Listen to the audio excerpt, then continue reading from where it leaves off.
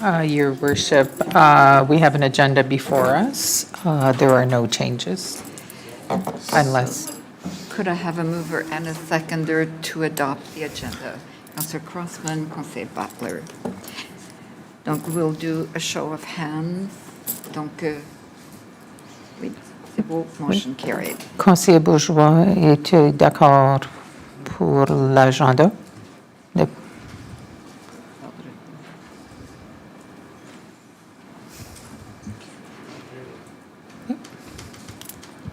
Conseiller Bourgeois, est-ce que vous êtes là?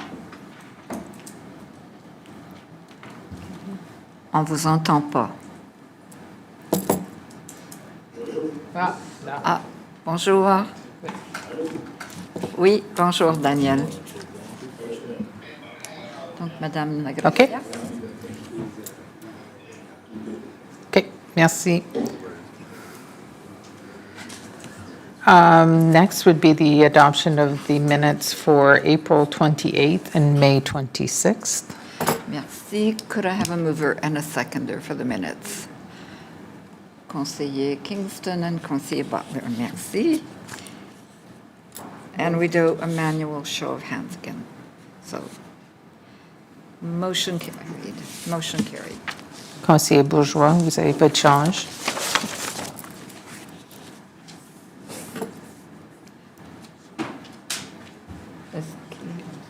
Councillor Crossman has. Oh, yes, Councillor Crossman. Thank you, Your Worship. Just a point of order, Councillor Kingston wasn't at the May 26th meeting, so I don't think he can move the motion. He can't move the motion, right? Okay, Okay, so I thought it was Kingston and, thank you. okay, thank you. I can So, move. Councillor Steves and Councillor Butler. C'est beau. So do we vote again? No, hein? We've already voted. So, c'est beau. Merci. Next would be new business, declaration of conflict of interest et déclaration des conflits d'intérêts. Est-ce qu'il y a des conflits d'intérêts? Non. Okay. New business, des affaires nouvelles. First up today is electronic mobility strategy, and Tim Mormon, Director of Environment Planning and Management, is here to give the presentation. Bonjour, Monsieur Mormon. Bonjour, Madame la maire adjointe. Vous m'entendez bien? Bon. Et bonjour, conseiller, la conseillère. Et joyeux lundi. So, yes, we're presenting today the electric mobility strategy. This was produced.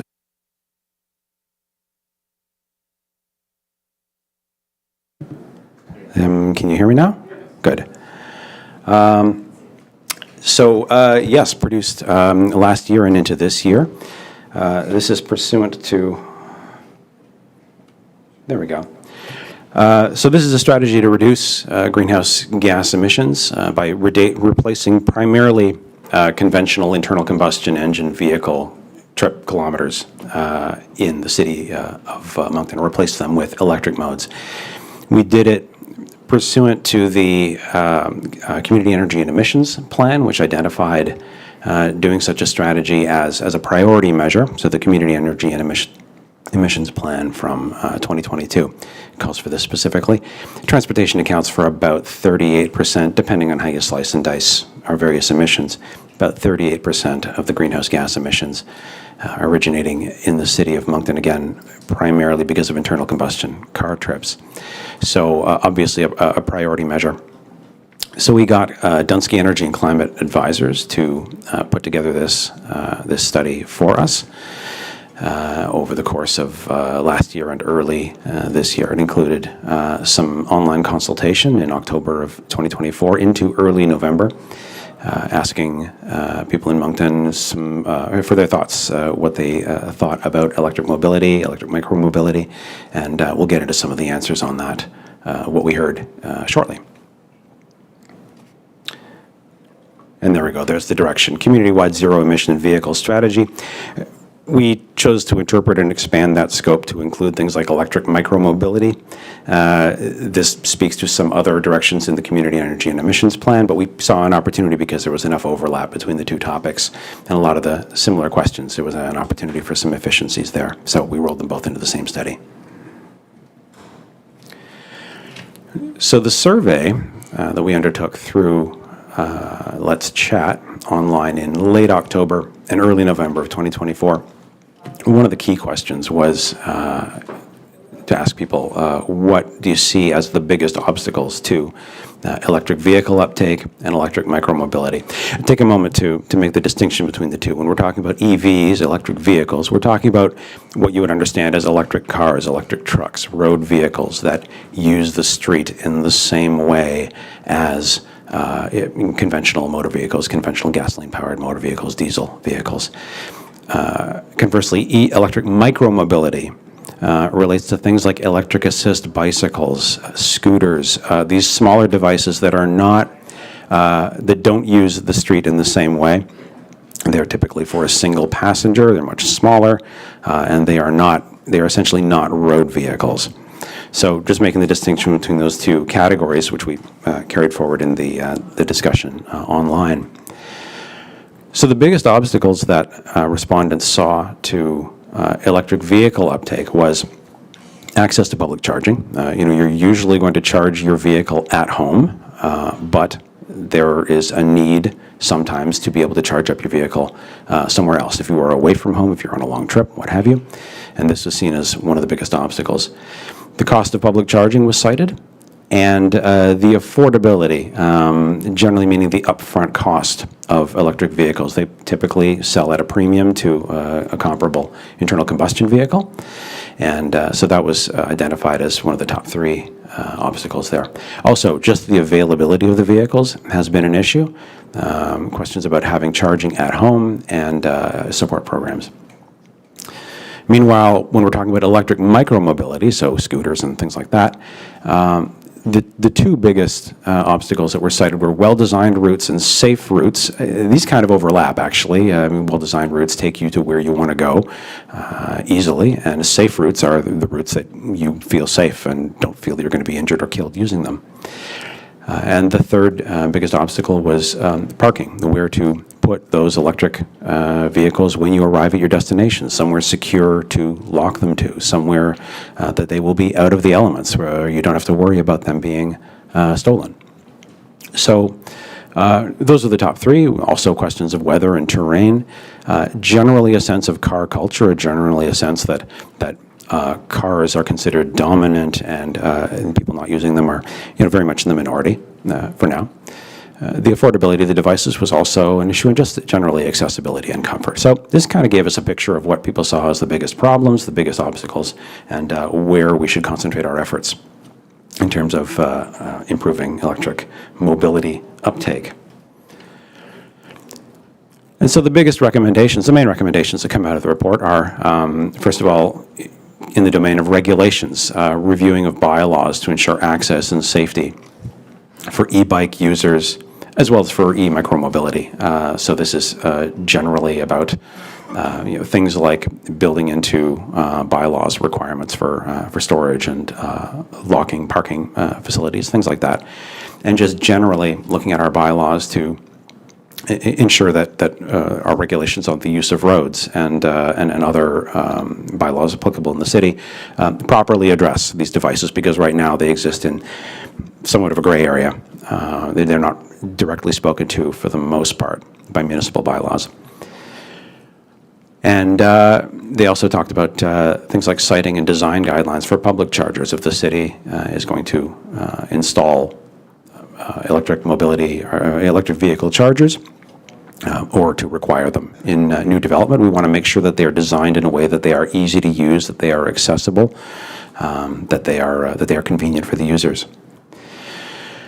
There's also a recommendation to install to continue installing public charging to fill sort of the network gaps. They talk about the fast chargers, the very fast chargers that let you charge a vehicle in a matter of minutes or under an hour. These should be available on something like a 2-kilometer grid within the city, whereas the somewhat slower chargers, the level 2 chargers that will charge it in the matter of a few hours, are best installed generally within about 500 meters of where someone is going to need them. So a 5 to 10 minute walk, and that we should continue to install these until we've reached something like that level of saturation. In terms of just spending programs, infrastructure programs, a very strong recommendation was complete streets and active transportation infrastructure, continuing to invest in this. The electric micromobility devices in particular are going to use, or should be using, essentially the same facilities as cyclists do. So the absence of, or the perceived absence of convenient and safe routes being a big obstacle there, addressing that would also go a long way towards some of our other goals, such as encouraging just typical conventional active transportation like cycling. It's worth taking this moment just as an aside to underscore the fact that electric mobility is definitely an important part of the solution. Electric vehicles are a big part of our solution going forward. But the single best thing we can do to reduce the greenhouse gas emissions related to transportation in the city of Moncton is to make it easy and convenient and safe for people to choose not to drive at all, encouraging active transportation modes. So there is kind of a double win there in improving the facilities for electric micromobility. It also serves the conventional muscle-powered active transportation users as well. And finally, a suite of advocacy and information recommendations, educating residents about micromobility, as well as various lobbying and advocacy efforts directed at the federal and provincial government levels to get legislative changes that make it easier for us to get the goals, achieve the goals that we need to achieve. So some of this is not a comprehensive list. This is just the stuff that jumped out at me as being particularly interesting.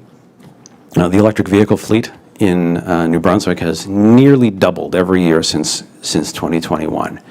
I think in Q3 of 2024, about 7% of vehicles sold in New Brunswick were electric vehicles. That was higher than I expected. I was surprised to hear that. We also expect that electric vehicle uptake is going to increase even without federal and provincial subsidies. Now, at the time that we were getting this study done, there was certainly federal mandates, various programs and various targets, but we were acutely aware at the time that government policy can change, and so we shouldn't be counting on those things to continue into the future. So we asked the consultants to not assume that those subsidies would continue. And their projections suggest that we would continue to see EV uptake even without those subsidies. Subsidies obviously are going to help. They're going to make things easier. They're going to make it more affordable. But we should not expect that this was entirely dependent on subsidies. The momentum seems there. One question that was really interesting to me to find the answer to was that electric vehicles do in fact offer meaningful greenhouse gas reductions by up to 3/4, 80% of the emissions of a comparable internal combustion vehicle. It's important, and I'm taking the time to emphasize it here because there is often a misunderstanding that an electric vehicle simply moves the greenhouse gas emissions upstream to where the power is generated. And to a certain extent, there are some greenhouse gas emissions that come from the power plant where the electricity that charges a vehicle is produced. But the overall efficiencies of the vehicles themselves, the relatively clean mix of electricity that we currently have in New Brunswick and is expected to get cleaner, means that there are not just small improvements by going with an electric vehicle, but significant ones. Large fractions of the greenhouse gas emissions are removed. So that's a good thing. One of the big takeaways was that the city should start to require electric vehicle-ready parking spaces, not necessarily the chargers themselves, but having the wiring, the conduits, the ability to install them as the need emerges in new development, particularly as part of any parking facility provided with a multi-unit development, because while it's relatively easy for you to arrange for charging if you're in a ground-oriented house, it's harder if you live in an apartment, as well as in commercial development. So that is something that it would be very timely as we're going into the municipal development plan review and the zoning bylaw review. That's something that we would, that is a question that would be wholly appropriate for that process and those documents. So, more on that in the coming months. And finally, as I mentioned earlier, the improvements to the active transportation network and upgrades to SAME pay off double benefits, not just encouraging people to use conventional active transportation, but also helping to encourage the uptake of electric micromobility and broadening the range of safe, convenient, and pleasant options for people who are deciding to get where they're going without having to drive a car. And with that, I will thank you. Merci beaucoup, Tim. Any questions from colleagues? I don't see any. Conseiller Bourgeois, no. No. Conseiller Léger. Thanks, Tim. Thanks for the overview. I'm just wondering, sort of the next steps. Maybe the action items. I mean, they're all great statements and so on, but how do we start to build them in? For example, I've had a number of people indicate that some other municipalities have changed their building. Not so much the building code, but requirements that, for example, when you build an apartment, a certain percentage of chargers have to be built into that new development and so on. And some of those things that maybe the municipality can be involved in a proactive way, whether that's an incentive and so on, and just your comments on that? Absolutely. Well, on that particular example, that is something that I will be bringing in some detail to the Plan Review Committee and Municipal Development Plan process. I think it is. It was gratifying to see that kind of reconfirmed in the consultant's report. It was something that I suspected was very, very much appropriate. I think there's a lot that we could do with that.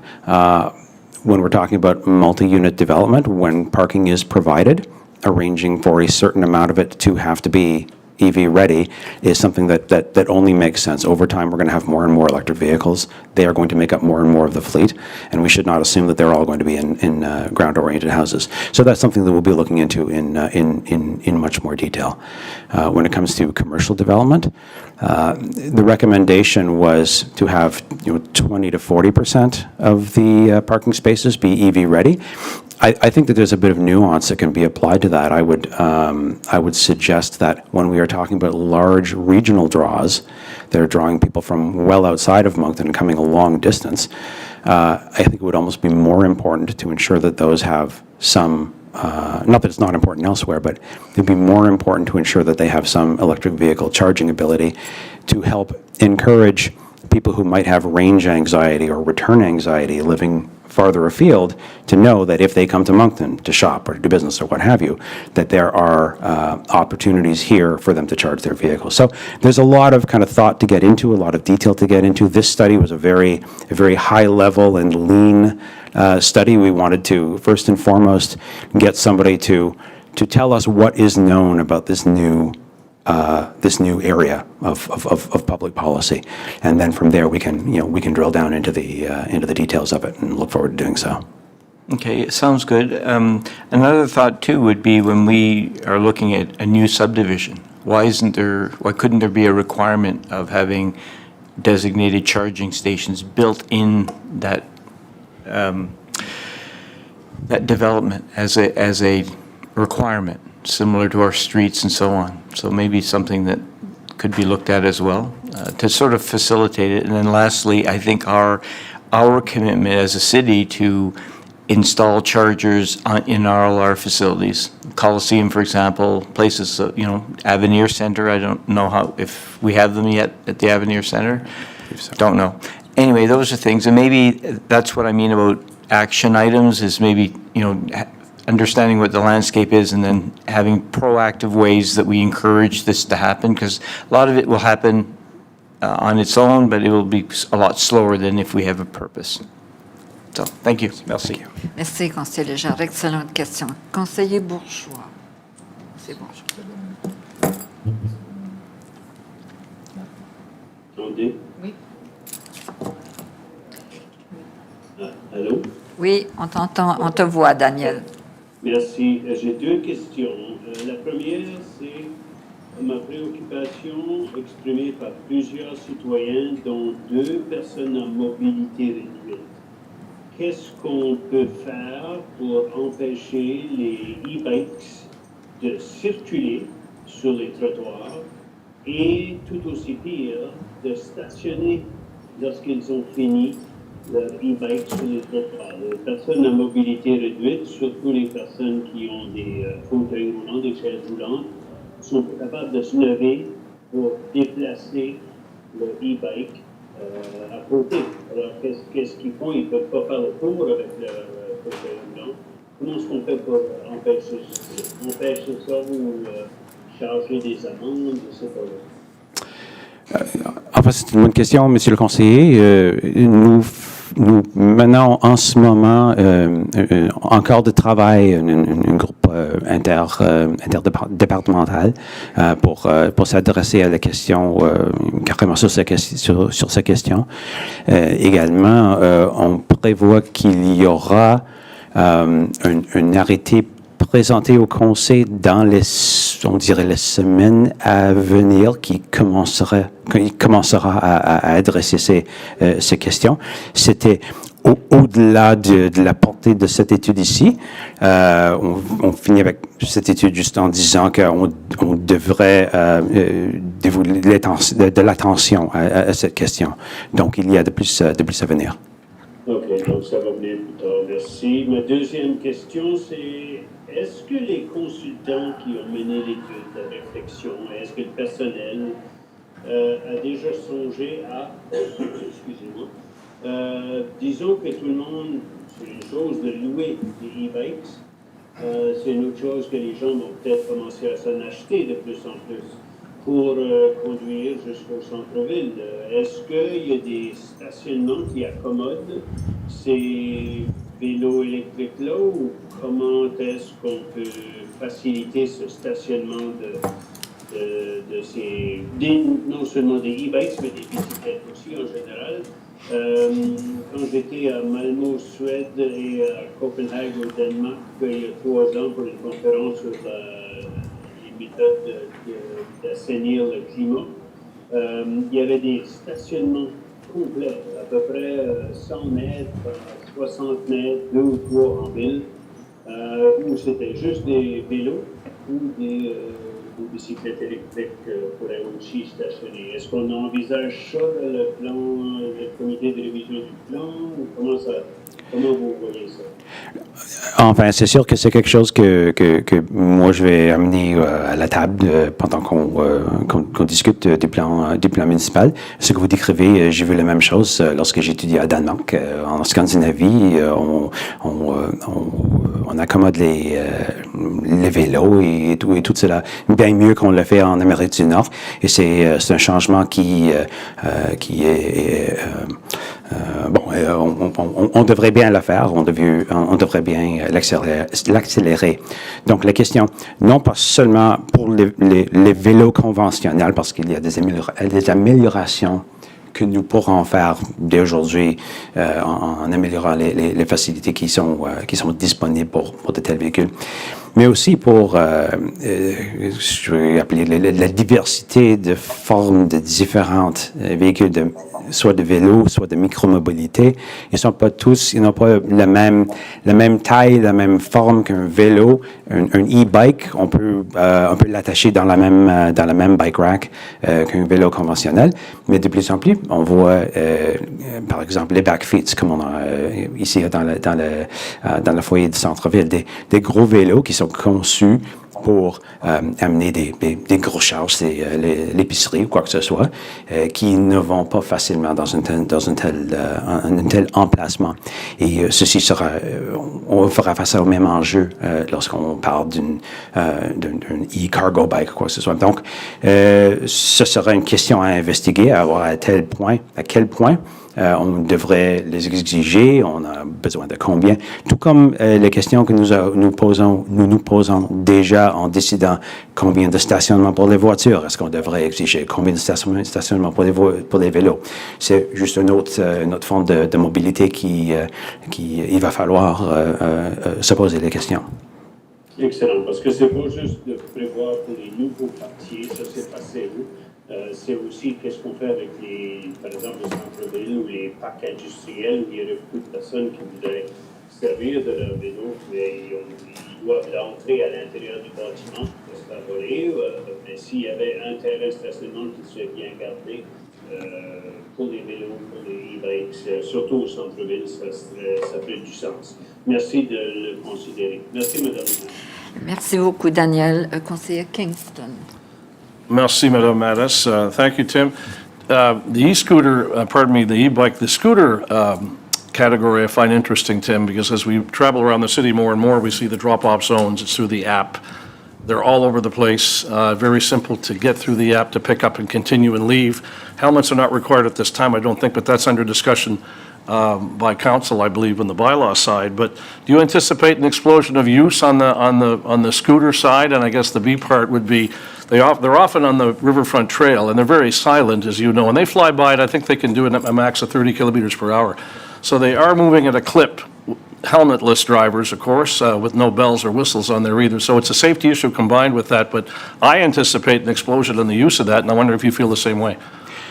These are all good questions. I wouldn't I wouldn't try to speculate on how much uptake we're likely to see on these, but it's certainly the issues you've identified and others as well are certainly they certainly need to be addressed. And our interdepartmental working group has been on this for a few months now, actually. Right. Kind of trying to foresee the various issues that we're going to have to take care of. So it is being given a lot of thought, but really the points you've raised are just a few of them. So It's a quick mode of getting around the city, and I was made aware of an accident. Really, a young gentleman fell off the scooter at about 25 kilometers per hour, sustained a number of cuts and bruises, scrapes, not seriously hurt, but still, the fact that he flew off that scooter at a pretty good clip is an indication that the element is there for those. Anyway, thank you, Tim. Merci beaucoup. Thank you, Madame Mattis. Il n'y a pas d'autres questions. Merci beaucoup, Tim. Merci. Merci, Madame la Mairesse. Madame Your- la Greffière. Our worship, the next item is encampment response. I believe Jeff Preston, our General Manager, Protective Services, is going to introduce this. Bonjour, Jeff. Bonjour. Thank you. So I'm here to talk about the encampment response protocol policy. And then I'll kind of go over a little bit of the background, how we got here, just a slight overview of the policy, and then if we have questions regarding the application of the policy, the chief is here to help me out, hopefully. In consultation with the legal department, we felt it was necessary to bring forward to council a policy for their approval to ensure the council is fully aware of the current approach. And the reason to bring this forward is we want to ensure that the proposed policy is robust, legally defensible, and compliant. A well-defined policy endorsed by council provides a standardized framework that helps mitigate risks by guiding staff actions and setting clear expectations. Also, an improved policy ensures a unified and consistent approach across multiple departments, as we do have multiple departments that are involved in dealing with these encampments. A formally approved policy provides clear guidelines not only for municipal staff, but also for encampment residents, advocacy groups, and the general public as well. This clarity helps manage expectations, facilitates constructive dialogue, ensures that everyone understands the municipality's stance, and the procedures regarding encampments. Shelley, do I have the presentation there? Justin? It's okay if I don't, but I'll keep going if it comes up. So one of the things that we wanted to do, and we started early this year, was to really assess what we were currently doing and bring in our stakeholder groups to have a conversation with them to get their input on what we are currently doing and if changes needed to be made. So we brought in community policing, RCMP, shelter operators, as well as the province of New Brunswick, and really had a roundtable discussion on what we are currently doing. Are there things that we should change? Are modification necessary? We worked with this group and helped really form the basis of this policy. And as I said, really this policy that you have before you really encompasses what the current practice have been and are currently are. So we wanted a policy that provides a framework that was built on principles of respect, compassion, and collaborative approach. You'll see that that's well articulated in the policy, and it's there because it's very important, right? This is not about generating compliance at all costs. It's about working with everyone that's involved, both residents of encampments as well as citizens. Also, the goal at the end of the day is try to help these individuals and get the assistance they need and get the proper supports so that everyone can enjoy public spaces. The guiding principles obviously are, the trust, treat everyone with respect and understanding, recognizing the importance of a trauma-informed approach to generate that compliance. Provide accessible public spaces for everyone to enjoy, collaborate with partners continuously, and evaluate and improve the process. We understand that these things change constantly, and we have to be flexible and able to make changes when necessary and continuously self-evaluate how we're handling these situations. And understand that while policies and guidelines are important, the best decisions are often made by frontline employees who are empowered to use their judgment and understanding to align with the overall policy's intent. So really balancing, achieving compliance, but also understanding what our goals are. A big part of it is also community consultation. We want to continue to work with our partners in the community, outreach shelter providers, the YMCA program, the provincial government, and we want to be constantly self-evaluating and evolving. We work collaboratively with our partners to address challenges and find effective solutions because we know, as I said, the situation changes constantly. There's always new variables being thrown, and we have to be dynamic. Strive for continuous improvement, adaptability, recognizing the environment and the challenges that we're in. So as we move forward, we'll continue our collaboration and dialogue with our partners and look forward for ways to improve what we do and how we do it. We'll be flexible in our approach and, again, committed to achieving our goals and with understanding and compassion. So that's it. Merci beaucoup, Jeff. Questions? We do have a motion, so I need a mover and a seconder. Conseiller Butler, do you wish Yep, I can move it, to yeah. move? And seconded, Conseiller Redjet? OK, c'est bon. Donc, Conseiller Butler. Thank you, Your Worship, and thanks, Jeff, for the presentation. The only issue that I have with this, anyway, I didn't, maybe everybody else got, I didn't get no presentation. I just got, I just got the policy. Is that what he was talking about, or? Yep, the policy, yep. Okay, so, yeah, I got that. There's no presentation. The only thing that I don't know if you'd say disagree with, but maybe we're not talking enough about are the people that, we have these encampments, but as you well know, the people we get the call from are the citizens that have lived there their whole life, and then all of a sudden, they leave a shovel out or a rake out or a bicycle out, it's gone, or their propane is gone out of their barbecue. So, one thing about this policy, it only mentions very, very little about the victims. It's more about the people that move in and that are having mental issues or drug issues or are homeless. But, we can't forget about the other side, the victims, and them are the people that we've had a number of open houses where we've gone and spoke to them in the West End, the North End, over in Louisville, Sunnybrae area. And these people have in the schools even. So I think that I agree with the respect and dignity and all of that. I really do. But I think that one of the things that I would be thinking about that we have enough technology to know where the encampments are. I think that at least what we should be doing is maybe letting the people, we go to build a home or build an apartment building, we got to put the great big sign up what's coming. But people are living in certain areas and they don't even know there's an encampment in the woods behind them. So I think people should be well aware of what's going on so they can do their own part.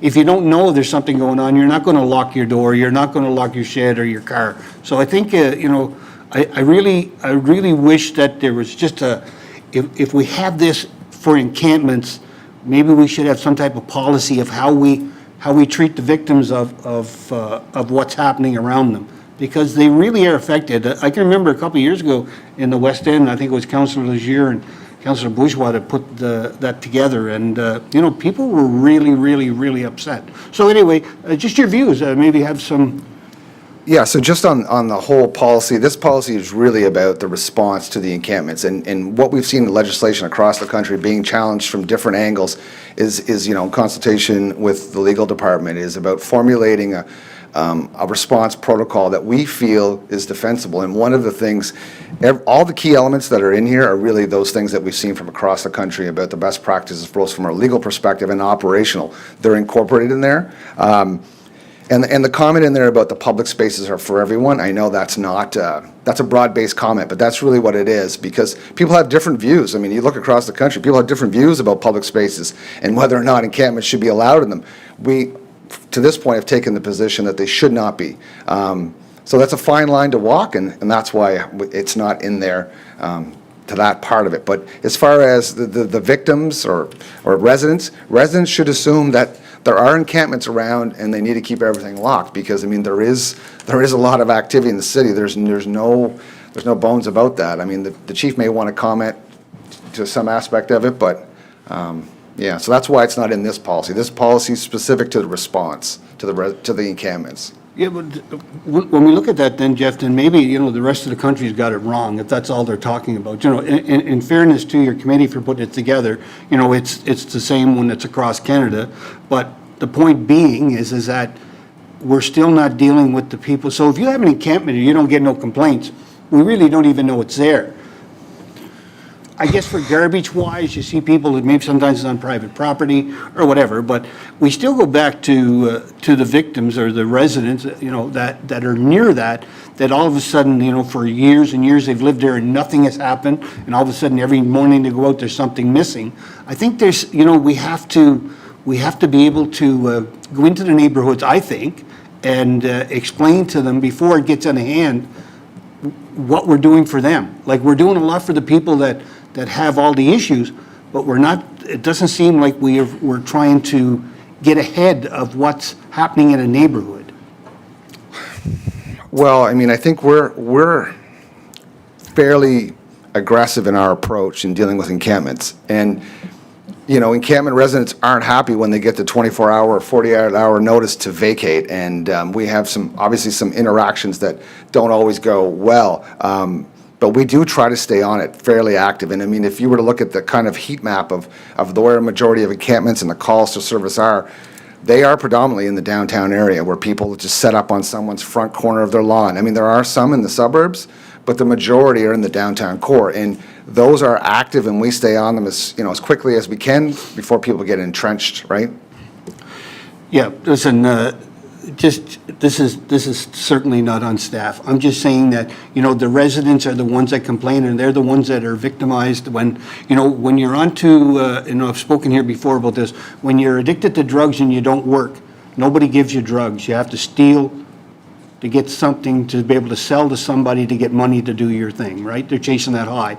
And usually it's the people in them subdivisions. So when you say it's just downtown, I was just by the Battery House the other day, and there were 6 of them lined up there on the side in the shade, and they were all doing the needles. So, it's everywhere. Yeah, well, absolutely. Yeah. I just mean proportionally, we get Yeah. more, where there's more issues in the downtown core than there is in the outlying areas, but absolutely. And sometimes, we've had cases where encampments have existed for a long time, no complaints from the residents, and people saw someone going into the woods where, and those ones are difficult, because if we move that person, they might be going to your backyard next, right? So it's a very difficult game to manage.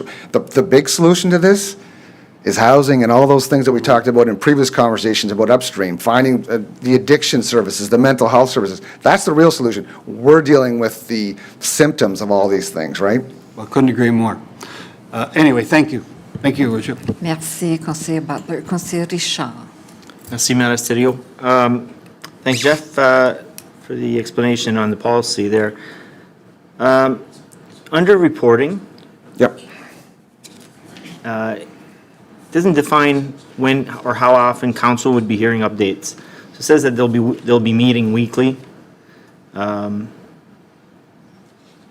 Oh, yeah, that's the oversight group. We meet weekly on Tuesdays, Okay, so the team. that's what that's about? Yep. Because you're mentioning as well external agencies, clarify what other. So Well, is that our today? weekly Tuesday call, social issues that has existed before I took on this role. There is shelter operators, the province of New Brunswick, community policing, our own staff, and different various organizations come and go on that as needed. But that's really I call it the oversight committee, really, for the whole social issues in the Greater Moncton area. Okay, I just needed some clarification on that. Thank you. C'est tout, conseiller Richard. Avez-vous... Non, pas d'autres questions. Conseiller Crossman. Thank you, Your Worship. Jeff, thanks for the presentation. I had a few concerns as Councillor along the same lines as Councillor Butler with regards to the community and the residents around the areas that are seeing theft go up and so on and so forth, and the encampments coming in. Do you happen to know how much we spend on cleaning up encampments within the run of a year? City taxpayer dollar?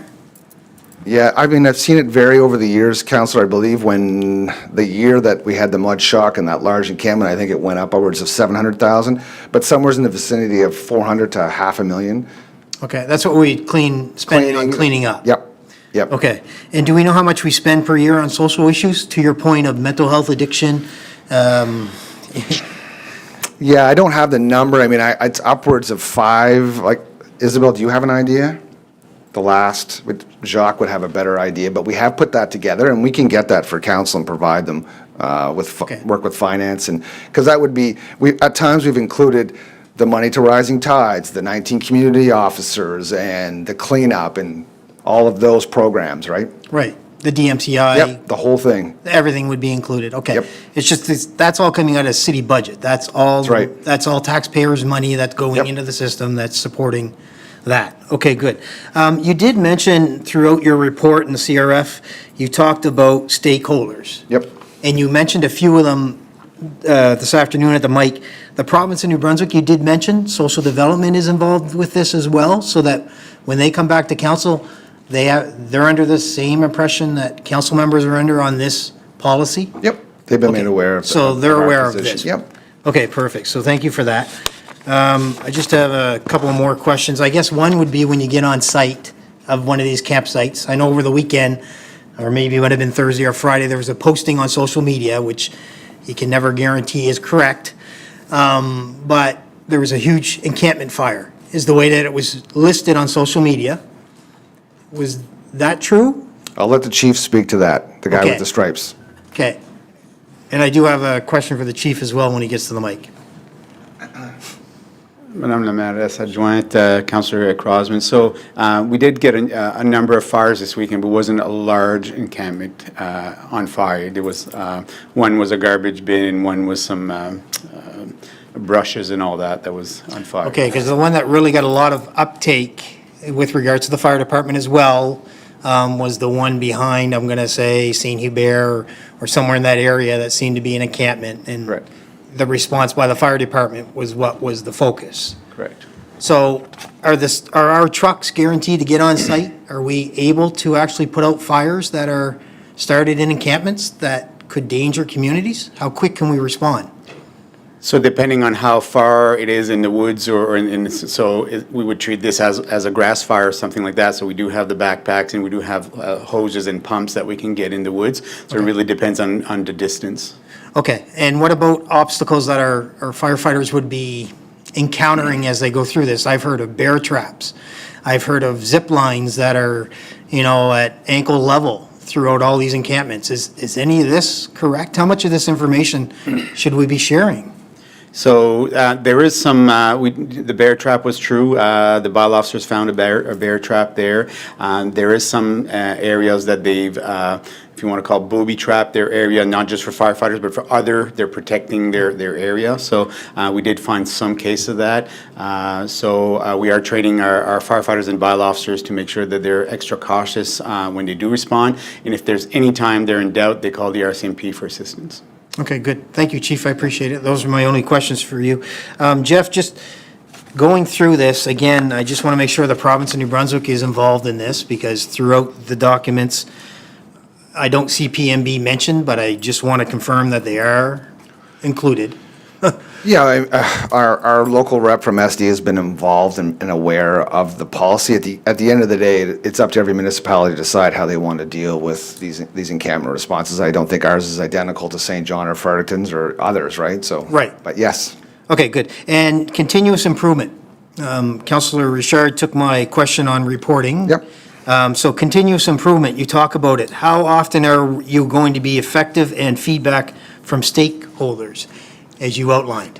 Pretty much weekly or daily. I mean, Okay. one of the things, I'm relatively new to this, but it's always asking questions on how can we do things better. And one of the things that I've learned early on, is there's no solutions. There's only every day trying to make things a little bit better. And that's the way that you stay in the race, is just, otherwise you get worn down, people get worn down. And they are making a difference every day, our staff, and all these agencies, and it's just continuously working at it and asking the questions like, are there things that we can do better? Are there things that we can do differently? And being open to that, being open to criticism, being open to suggestions, and that's what we do. And that's why the policy is not 400 pages long, because it will change. There'll be addendums, there'll be improvements.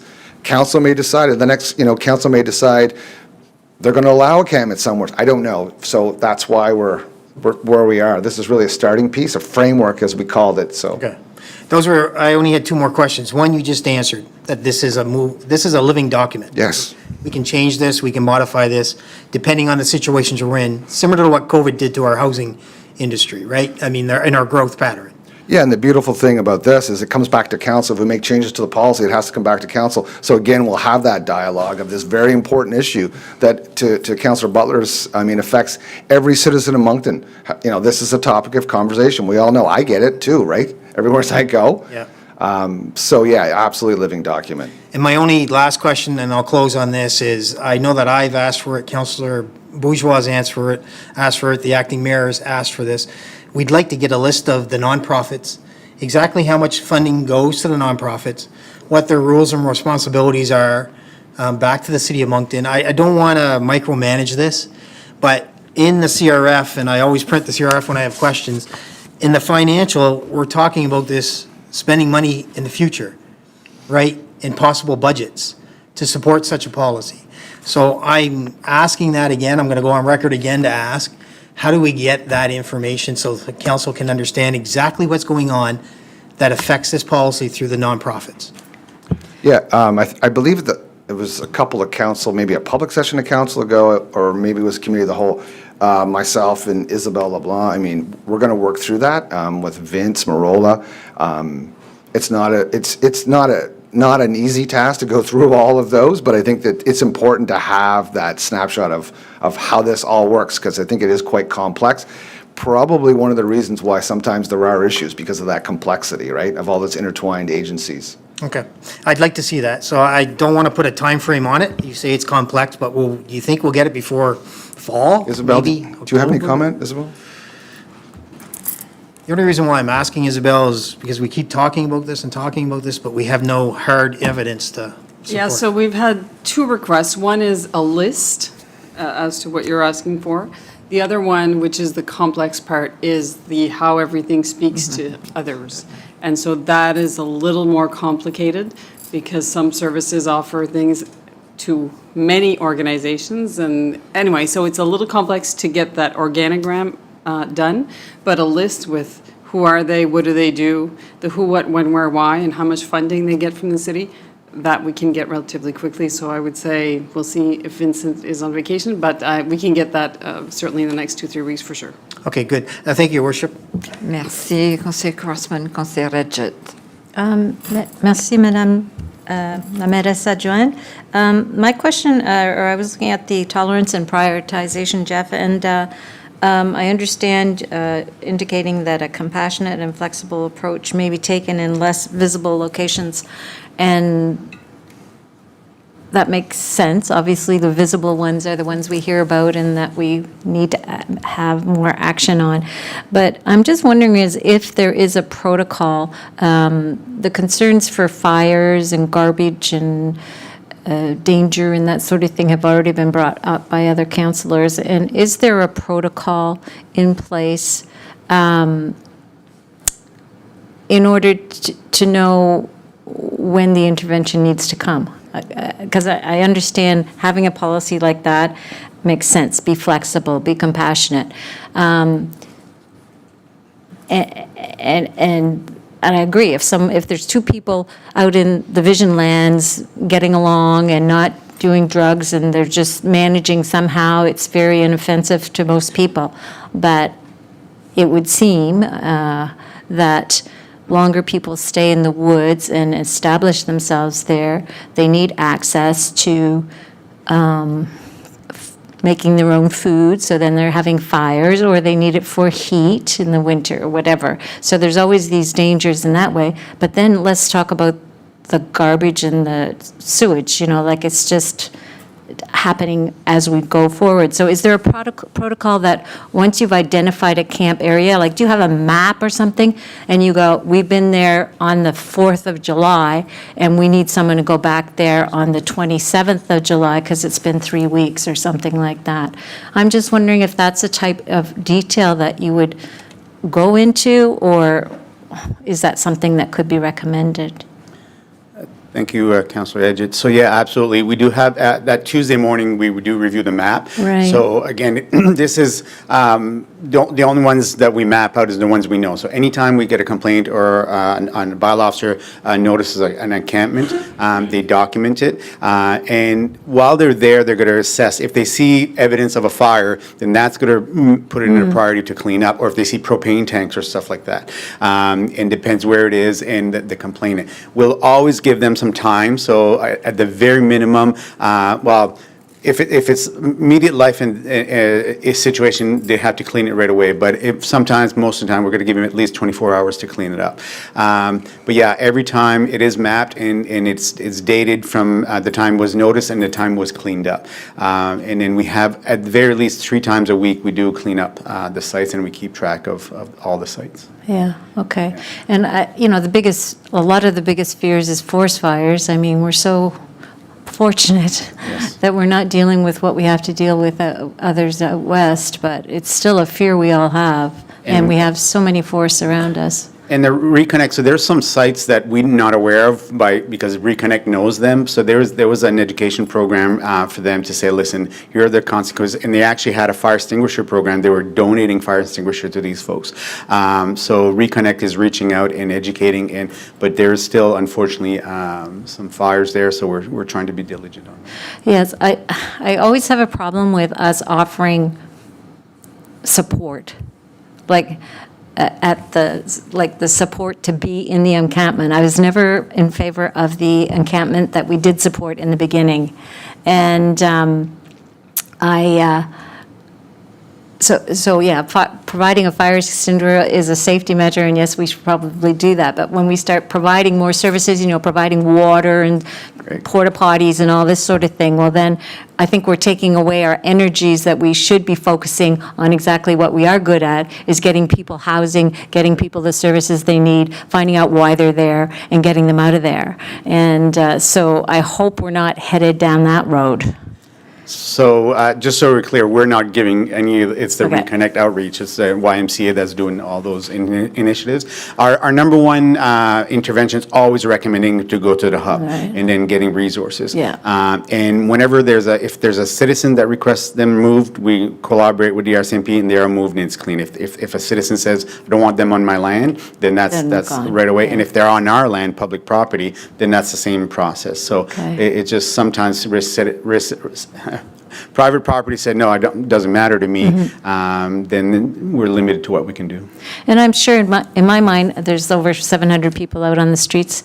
I'm sure many of you know a lot of their names, and you follow them, and you have concerns for them, and you're trying to get them in the system, shall we say, and get the help they need and that sort of thing. So I know I can't imagine the people that are in this service line are not very conscious of the people that are out there and trying to protect them. And that's the good or bad, I guess. They get to know them on a first name basis, and they know who needs immediate help, and we'll report that to Reconnect also. And say, so there's that Tuesday morning is so important, but they interact on a daily basis. But that Tuesday morning, we're gonna, hey, by the way, there's an encampment here. Reconnect will say, hey, yeah, we're working with them there, and they'll even tell, yeah, there's a place on the shelter. We have a house for this person. So we have all those types of conversations. So, but it is a complex situation. Well, thank you very much. I appreciate your sharing that type of information with us. Thank you. Merci beaucoup, Conseiller Steves. Thank you, Deputy Mayor. Thank you, Jeff. Most of my questions have been answered. I do have one, and perhaps this is just a reminder for you to remind us, and if you're not able to do this, if this isn't memorized, then you could perhaps send this to us later. But on page 2, in the fourth part of the policy, it says private property outreach and communication. The city's partnered with YMCA, Reconnect Alternative Dispatch Outreach Program. They're the primary point of contact for individuals. Is there a structure that, who oversees the YMCA Reconnect? Who are they answering to? So Shannon Berry is in charge of the program, but again, we are working as partners. Shannon's on that Tuesday call. We're having those conversations with encampments, the current situation, whether it's escalating or not escalating, and yeah, so I would say the YRAD program itself is being funded out of the CRPA, out of the RCMP money. That's where that came through in that budget. So that's really a pilot program that was approved for this year. And those numbers, so when you call 85333, they will be directing that call to YRAD. So this policy, does it cover them? You talk about legally is one of the reasons why we have this policy. Does this policy cover the YMCA Reconnect? Nick, I don't know. I'll provide an answer.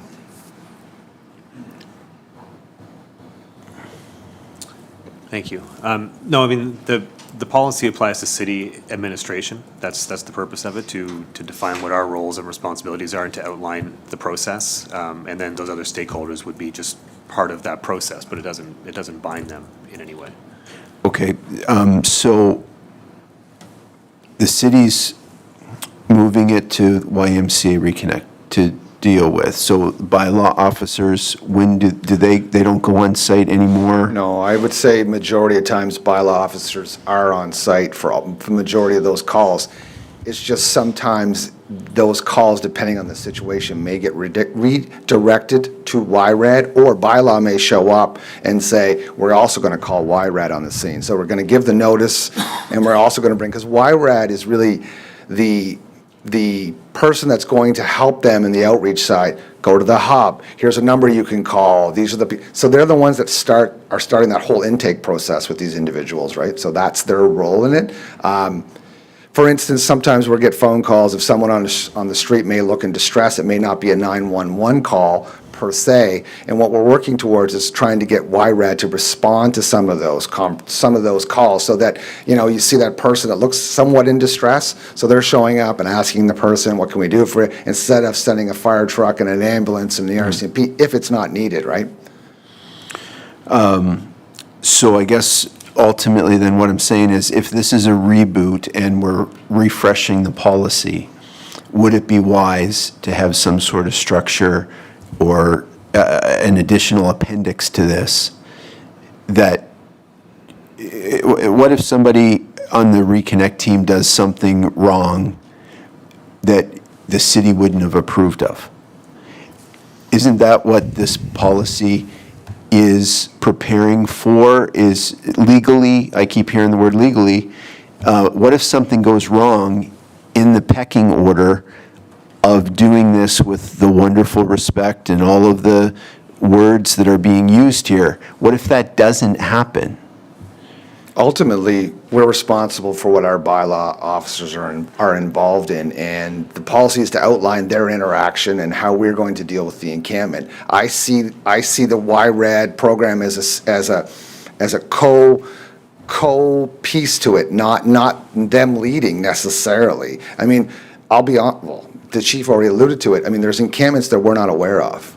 And they're not, the YMCA is not necessarily going to tell us until there's an issue. And that's about trust. That's about a whole lot of things with those individuals that are out there. And we have to navigate that. I think we've gone a long way working with the Y teams and those outreach programs. And they realize that they can have a conversation with us, and we aren't going to run in there like with gusto and making decisions without having a collaborative conversation about how we're going to deal with this. I mean, don't forget, when we have large encampments, when you dismantle an encampment, they're going somewheres. They're not going into houses because we don't have enough housing. We know that. We've had that conversation in presentations to council. So every action in this whole thing has an equal and opposite reaction. So this policy is really based on fundamental principles, best practice, what we've seen across the country, and allowing council in the city of Moncton to have a defensible policy that legal is comfortable with, and our departments are comfortable with, and our team is comfortable with in really providing. Yeah, I understand it's complex. For me, I can't speak for the other councillors. I don't fully understand the interconnectedness, and if there was some sort of chart or a graphic that could help portray that in this fresh reboot, I'm making that suggestion. I think it's fluid, Councillor, and I don't think we're ready to totally define it because I think it's evolving. I mentioned about the trust factor with the YMCA program. I think we're gaining trust, and so I think it's fluid, those relationships. Okay. Okay. Well, no, and I mentioned it. I think that broader aspects and some aspects here allow room for discretion, room for decision in the application of this policy, and I think that's what it needs, as opposed to defining every action. Thank you. Thank you. Merci, Conseiller Steeves. Conseiller Léger. Merci, Madame la Mairesse. Thanks, Jeff. Maybe just to continue with what Councillor Steeves just mentioned, would it be useful, do you think, since we're creating this policy, in terms of trying to standardize, that we ask the YMCA what their policy is and how, because they would obviously be wanting to make sure that their care and the way they do things is standardized and it blends in with what our expectations are. So I can't speak for them, but I would think that as an organization, they would, seeing what we're doing, they would want, or they already have a policy that would protect them as well. Oh, I assume, and I can't speak to it, but I assume an operation as large as the YMCA would definitely have safe work practices and directives and understand what the risks are going into those encampments. So perhaps as an appendix, that could be added to our policy since they're mentioned as a partner in what we're doing. Just food for thought. I'll let Nick, I think Nick wants to say something. I probably wouldn't attach it to our policy because then every time their policy changes, we have to come back to council to get it reapproved to add it as an appendix. But I mean, we can verify that they have a policy and we could send whatever it is to council for your information. Okay, but that would be add it to good. this. It's not to overthink it, but it's just to make sure that they're in sync with what we're doing. So, I'm wondering there's a couple things in the policy. I'll bring it up here. You talked about the property owner engagement. So, and it says here, the city may contact property owners to inform them of reported concerns regarding the encampment. How often does that happen in terms of follow-up and feedback when encampments in close to proximity of residents, there's action taken upon them? Chief.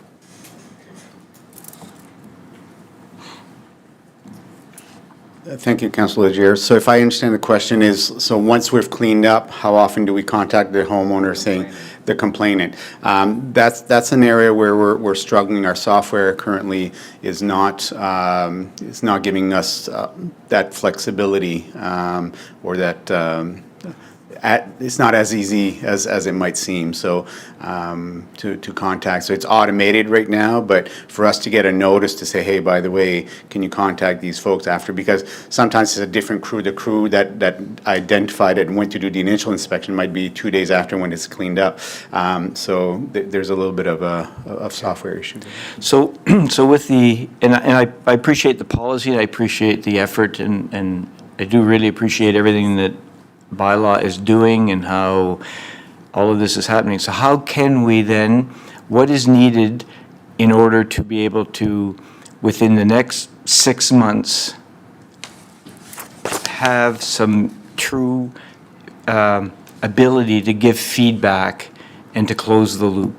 So what type of software is needed, and can that come back to council for approval? Because it seems to me that that is probably the major complaint that I get. People call and stuff might get done, but no one seems to know, and there's no closure. So if you require the software, what would it take? So, thank you, Councilor Legere. So we did, or I did submit it for the budget for consideration for next year. So there is bylaw software that do exactly all that. So it's not just for encampments, for any complainant that we could do a proper follow-up. So it is part of the budget process. Okay. I'm curious as to, though, why it is 3 or 4 years after going into this. Maybe Jeff, in terms of, I know you're new to this, but you know, we've done all of this stuff, and yet we don't have the software. So, without you answering necessarily, it might be, how can we be assured that we get software? Because it seems like, wouldn't we be spinning our wheels if we don't really have the necessary tools to close the gaps? Yeah, there's some budget requests in there to try to address, the whole follow-up, because the whole follow-up conversation is not just around encampments. It could be about any complaint that's gone through the bylaw process, and I know that's one of the areas we've identified that we have to do better on. So we've got in this year's budget proposal some items to try to address those. Okay, all right. I think we need to make them a priority, so that's good. With respect to, if we had that software, would there be then the ability to have some expectations related to time frames? One of the complaints I get, or often comments, I don't think it would be a complaint, but what is the time frame between someone calling to say something is happening, whether it's someone sleeping in a park, whether it's someone doing drugs somewhere, and so on, and the actual response by law enforcement? And what is an expectation? Do we have one? And if we had one, then how do we measure that in order to improve? Yeah, I mean, the chief may want to comment. I realize that we're getting calls from all over the city, and I mean, sometimes it's staffing. We can have people off sick. Lately, the last while, it's been trying to get all 19 positions filled. I believe we're very close to that, but certainly that's impacted service delivery probably over the last couple of months for sure, but we're getting up to fully staffed. Also, too, as well as a priority, because when we have the cleaning crew in here, we could have officers up Louisville Road and get a call over the other end of town and may not get there until later on, and maybe the person's left on their own, right? So, and that's probably frustrating for individuals as well. I know some of the debris cleanup calls, usually we bring in the cleanup crew 2 or 3 times a week, but if it's a Friday, it could be till Monday before that situation is cleaned up. Is there a interim then solution to that, where, if we, I could cite an example on the weekend where it was in one of our small parks, and the debris, it was cited on Friday, and the debris was there, and the neighbors cleaned it up on the Sunday because of the fact that they didn't want to see it anymore. And so what do I tell them, and how can we, in the future, respond better? Yeah, so Alexandre Binet and I have had some conversations about that. Is there an ability to use our operations crews in situations where things can't last until the following day or the next week. So we are having those conversations. It is a gap for sure. I mean, one of the successes of the DMCI program is that things are picked up relatively quickly. And there is gaps in the current system. I mean, the other thing is that current provider can be brought in for specific situations like that, but it is very expensive and costly. So and I mean, we're spending a lot of money on it now. So it's just about managing all those expectations as well as the financial side of it as well.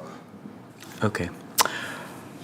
All right, I guess, and again, it would be nice as well to have at times, maybe even just a glimpse of the summary of activities that, you know, how busy you are. I know we get some of that in the week at a glance, but really glean into how much impact bylaw is making. And my last question would be in and around the 48 to 72 hours, and that's a flexible amount of time. So why so wide, and why can't it be more defined with respect to, you know, tolerating? Just your comments on why those up to 3 days is chosen. So just on your first comment with regards to an update to council, as you will remember, the chief came in the public session in June and provided an update, and we're going to continue to do that quarterly. That's kind of the new thing moving forward. Well, he'll show those stats of the trailing, how much debris has been picked up, calls for service, and all that. So that should be helpful to council. The second part is sometimes it happens quicker. I mean, there's not with certain calls, they're told to 2 hours. So I mean, it is flexible and it's fluid, and I'm sorry to continue to repeat myself, but this is really what it calls for. Hard and fast rules don't really work. There has to be some discretion to those frontline officers that may or may not have reported those individuals. And if you can get voluntary compliance, and it takes longer, but you don't have to call the RCMP and you don't have to create a situation, that's far better than having to call and, you know, make a situation far worse than it needs to be. And for them, they're very good at what they do. I mean, really, really, they do a great job, and I have a tremendous amount of respect for them. And it's a balance because it's not easy. No, and I would agree, and they do show a lot of compassion, and that's really important. I just wondered where the variation came from. So, thank you. Merci. Merci, conseiller Jacques. Conseiller Bourgeois. Merci, Madame la Maire. Merci, Monsieur Preston et Monsieur Landry. J'ai 3 questions. First one is, it doesn't come across very clearly, but I think I saw it somewhere in the policy. The policy really says that we will not tolerate camps on city land. Please correct me. That's correct. Public land, city-owned land, you're right. Okay.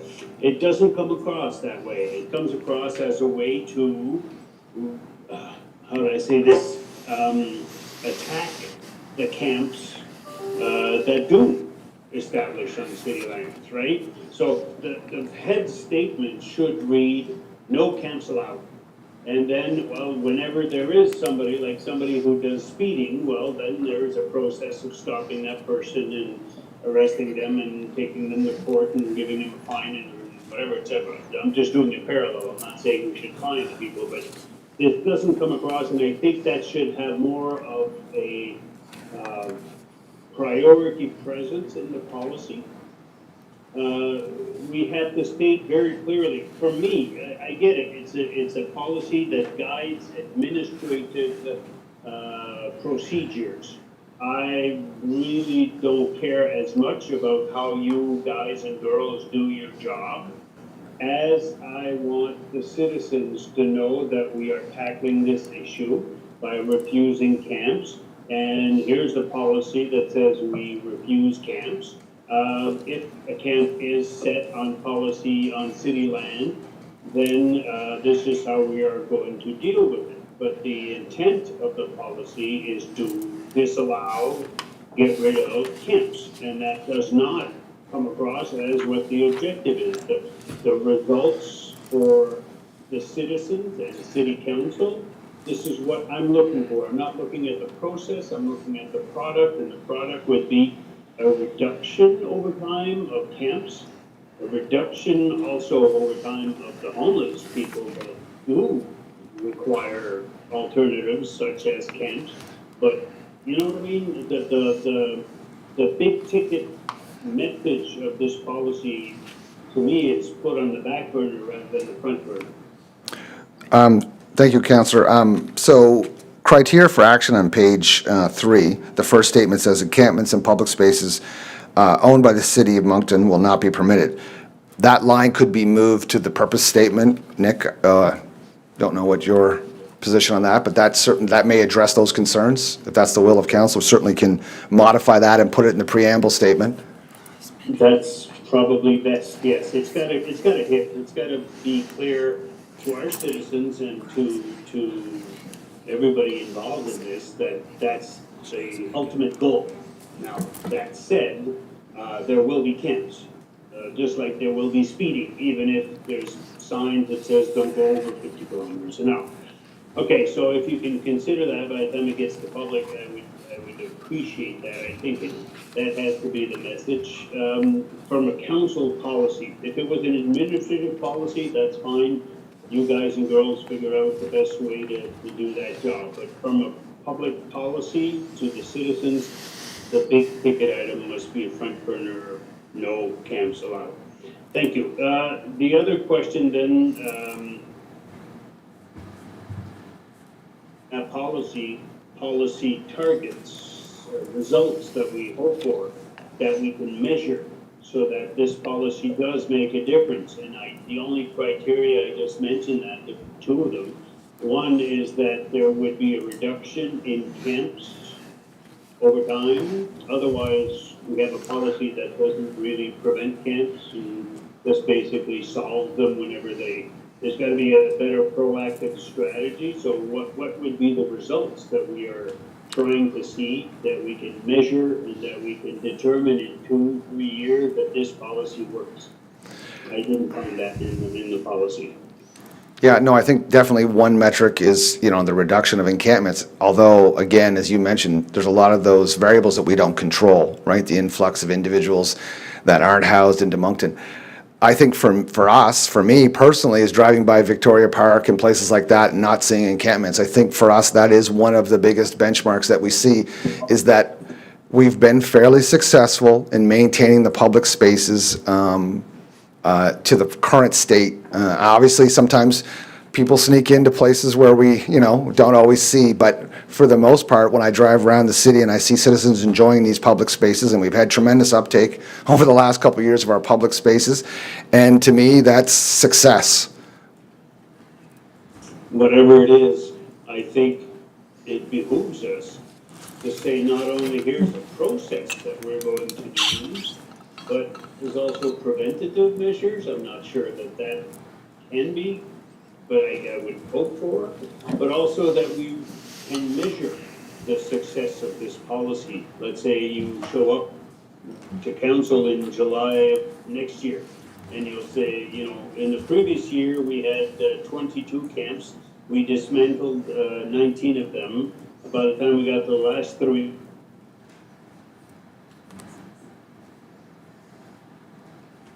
He froze. people as we went along that campings would not be tolerated, so camps would not be tolerated, so we had a reduction in camps, something to that effect. So if you can think it through, it's not my expertise, but what could we measure this policy success from? So one of the metrics, Councillor, that the chief can report on in his updates is exactly that. Complaints as well as encampments dismantled, cleanups done. He'll provide that information on an ongoing basis quarterly. Perfect. My final question is, so I would suggest you have that somewhere in the policy. Maybe it's an appendix, I don't know. My third one, there was a sentence there, and please forgive me, Mr. Preston, because I don't have my copy of the policy. I can either read the policy or I can't access my eScribe right now, so I cannot see the notes that I had written. But I had a question as to, you had one of the conditions or one of the grounds that you could step in would be fire hazard or something to that effect. I don't need the exact quote, but if I'm wrong, just correct me. but there was something like, 10 conditions. Yes. Or 10 situations. One of them was fire risk. I would argue with you that one alone, there is always a risk. Maybe not in the winter, but definitely in the summer. In any camp, Councillor Edgett alluded to it earlier, they have to cook their food, or they have to, maybe some nights they have to keep warm or something, and they will light a fire. So it's sort of the most dangerous consequence.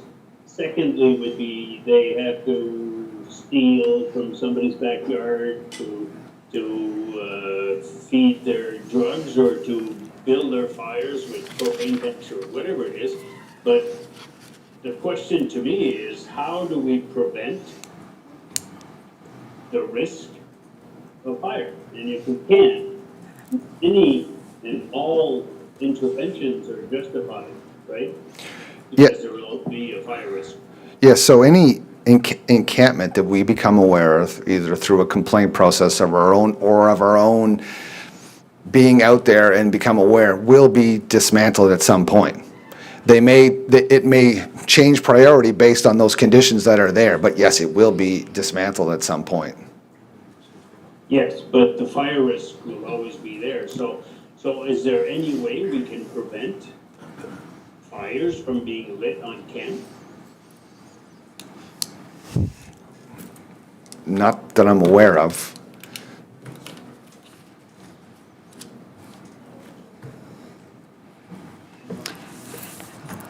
Have we lost Conseil Bourgeois? Conseil Bourgeois? I think we have.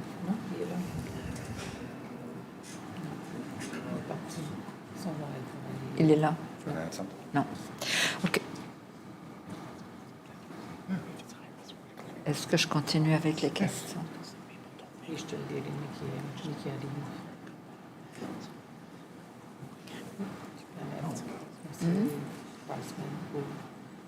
Oui. So before we go to Conseiller Crossman, is there anyone who hasn't spoken who wishes to ask a question or speak? If not, I will go to Conseiller Crossman. Thank you, Your Worship. It's a new question, so it's new information, Jeff. How many encampments do we currently have that we are tracking, the city of Moncton? I'm really cautious about these ones with the YMCA that they're not telling us about. And I know they're telling you about them, but they're only in the late stages. So how many? I'm just going off the top of my head. I believe at the last meeting, there was 24 or 25 that we were aware of, and we were addressing. We had to address 22 or 20 of the 23 or 24. That's kind of been the weekly number, somewhere between 23 and 26, 27. And usually by the end of week and the start of the next cycle, those are cleaned up and addressed. So that's what you mean by addressing those 20? Yep. Let's say 23. Yep. Are made aware to you on Tuesday, they're cleaned up. And Yeah, that's ongoing. It's that's just as we ongoing. It's put- just Yep, yep. vicious cycle. It's Yep. continuous. Yes. How many people per site? How many people overall are experiencing these encampments? Yeah, and it's a difficult number. I don't know. There's definitely got to be a couple of individuals out there somewhere. I mean, there's times where we don't really know where people are. I mean, we know there's different numbers that are utilized by HDC and different agencies, 500, 600, but we don't know really how many people are out there. Okay, and HDC is the Human Development Council, which Yes. I'm looking at right now, which Yes. says 720 are experiencing more than one day of homelessness. That's right. But they're not all in camp. No, they're not. I mean, we have 260-some individuals or 240 housed in shelter right now. Right. And what I'm concerned about is the newly identified that are coming into the system. To your point, it was 52 in the month of May. Yes. We haven't seen June or July numbers yet, so it'd be interesting to see what June was at. It's typically a net increase. That's how it's been trending month to month. Right, 74 inflow and housed is Yep. only 37. So I mean, there's more coming in than actually being housed. So to your point that you made earlier, and that's why I stress the provinces should be involved in this so much, especially social development, is they have rent subs and they have housing accessibility to a certain level. It's not our responsibility as a city to provide that housing. That's the province. So that's why I'm going to keep mentioning that, Jeff. Even when you come back at the public session, I'll ask those same questions again. So I just want to be clear on that. That's all. Thank you, Worship.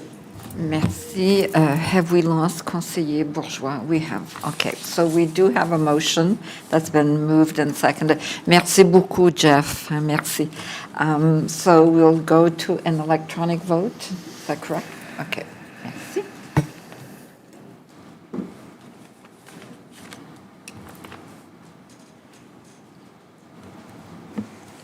Can we see the results, please? So it's motion carried. Yes, Merci. with Councillor Bourgeois not present. C'est bon. Merci. Madame la greffière. Next would be item 5.3, and it's religious symbols. And Angelique Reddy is here, Inclusion and Employee Engagement Advisor, to provide us an overview. Good afternoon. Bonjour. Madame Maras, members of council, Mr. City Manager. So I've been asked to review the drafted policy on religious symbols. This policy is meant to guide how religious groups are to request the display of their religious symbols. The goal of the process was to be inclusive, respectful of religious diversity, and align with promising practices from across Canada. And as you know, the city does not currently have a formal policy on how it administers the request of religious symbols on municipal policy or property, so this policy is meant to help guide the process. And I'd just like to comment that it was myself and Aloma Jardine, the Director of Communications, that had helped engage with many of these different groups. So the intent of the policy is to provide a clear framework that will reflect the city's religious diversity and, of course, to promote inclusion in the city. And the goal is not to modify any current displays, but to provide a process and guidelines to permit the addition of new displays on municipal property. It's also important to note that the city has displayed Christian and Jewish religious symbols on municipal property for many years, and these religious faiths will still have their symbols and would actually only fall under this policy should they wish to change their religious symbols. And so, as a reminder, the motion that was made in December 2004 that council had made when the city had made the decision to not display religious symbols at City Hall in late 2023, Moncton City Council had passed the following two motions that you can see there, essentially to redisplay the religious symbols and then to ask the Social Inclusion Committee to engage with religious organization on the best way to display religious symbols. So I'll just review just quickly some of the key milestones in this process. So as you know, the Chris McPherson report had come to City Council in August 2024, and essentially it was an independent internal review that was requested following the events that led to the decision to not display religious symbols. And the purpose was to identify lessons learned and a path forward towards greater community understanding, inclusivity, and harmony. And there was 10 recommendations that were made as a part of that report to council. And this process has helped implement several of those recommendations. Following that process, a third-party jurisdictional scan was done, and essentially the city had contracted an independent consultant that is a specialist in public engagement, and they had reviewed 10 municipalities from across Canada to essentially provide some promising practices and some examples of what cities are doing in terms of a jurisdictional scan, and it was really a comprehensive overview on how those cities manage the display of religious symbols on municipal property. Following that process, an internal engagement process was done, and essentially that was done with parks, events, legal, and communications, and really to take a look at what are some potential areas at the city where we could display religious symbols in terms of things like snow clearing, safety, wind, all those things to take into consideration. And based on that internal engagement and the third-party jurisdictional scan, some drafted high-level guidelines were created.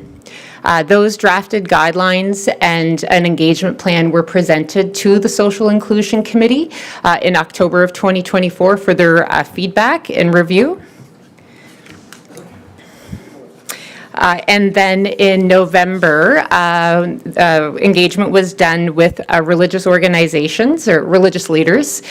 Those religious leaders or religious organizations were selected based on 180 followers or more based on the 2021 census.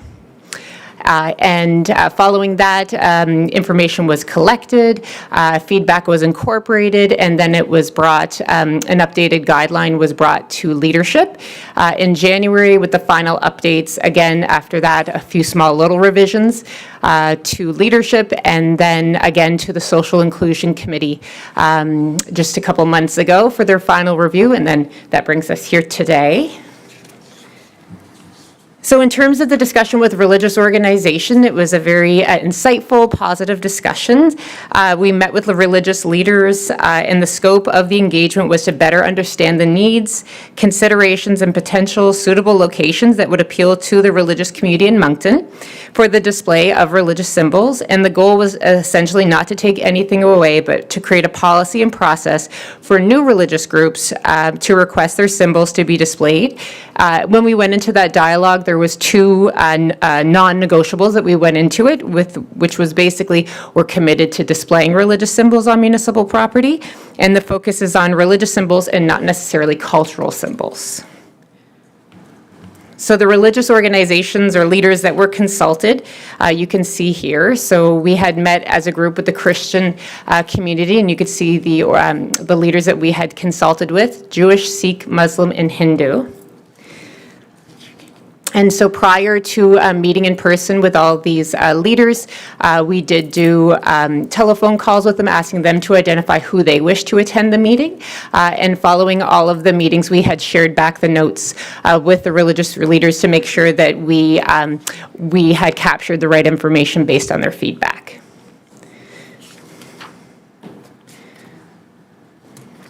There was two locations that were identified, and this is mainly in consultation with the internal, in terms of the internal consultation, especially with our Parks Department. There's a lot of safety considerations that come into play when presenting or displaying a symbol or anything for that matter in terms of wind and things like that. So there's two suitable locations. It was Parc Gérald Leblanc, so right beside City Hall, and then the second was Boer Park. Boer Park, the small yellow arrow just indicates essentially where there's an electrical source. So the common themes that we did here was that the preferred space was Gérald Leblanc Park, and that visibility was very important to these religious organizations. They had no issues when we had proposed the high-level guidelines in terms of requiring CRA registration or religious groups purchasing and storing their own religious symbol. Or having the final design approved by the city, and again, that's mainly due to safety. And the CR registration, you'll see shortly, we had modified that just a little bit. In terms of the request to recognize, additional feedback we did hear, though, was the request to recognize Christianity as three distinct groups. You can see Catholic, Protestant, and Orthodox. Would allow each to display one symbol per year. Would recognize two largest religious communities in Moncton, Catholic and Protestant. One symbol, and then one of the other feedback we had heard, does this also include like Santa Claus, angels, stars, things like that? And then the other feedback we did hear too was to change the maximum display time from 30 days to 45 days. We heard this from the Muslim community as well as the Christian community. Additional feedback also was to have one religious symbol at both locations. And another feedback that we did hear was the request for the city to install a permanent structure to display signage celebrating religious festivals, like a digital display. So based on some of the feedback we had heard, the promising practices from across Canada, and really trying to come up, as council had asked for a Moncton-specific solution, the recommended guidelines that we're bringing forth today to council are here. So religious symbols may be temporarily displayed at a designated location on municipal property, again, in recognition of the diversity of religious faiths in Moncton, and again, to promote inclusiveness. That religious organizations or leaders are to request the display and must be traditionally and widely recognized by the community. We're recommending one symbol per year per religious organization, and the displays must be respectful of other faiths, installed for no more than 45 days, and installed at location designated by the City Council policy, and meet all other display and event criteria in the City of Moncton's event policy as well. Again, that the city would approve the design, ensuring it meets the guidelines for size and safety. More than one symbol may be displayed at a time. So in the previous map that GIS had done, you saw that there was space for 4 religious symbols at the same time, but it would be in one of those approved spaces. Applicants will be offered alternate dates or locations if the number of requests exceed available space. When we had looked at the jurisdictional scan, there's not necessarily more than 2 that would overlap, but at least that would provide additional as should Moncton's religious community continue to grow. Applications will be made through an online form on the City of Moncton's website, so a similar process to the memorial benches or the lighting process at the city. Also, applicants are responsible for all associated costs and labor, including the purchase of new displays, the setup and takedown, storage, insurance for theft, damage, and injury.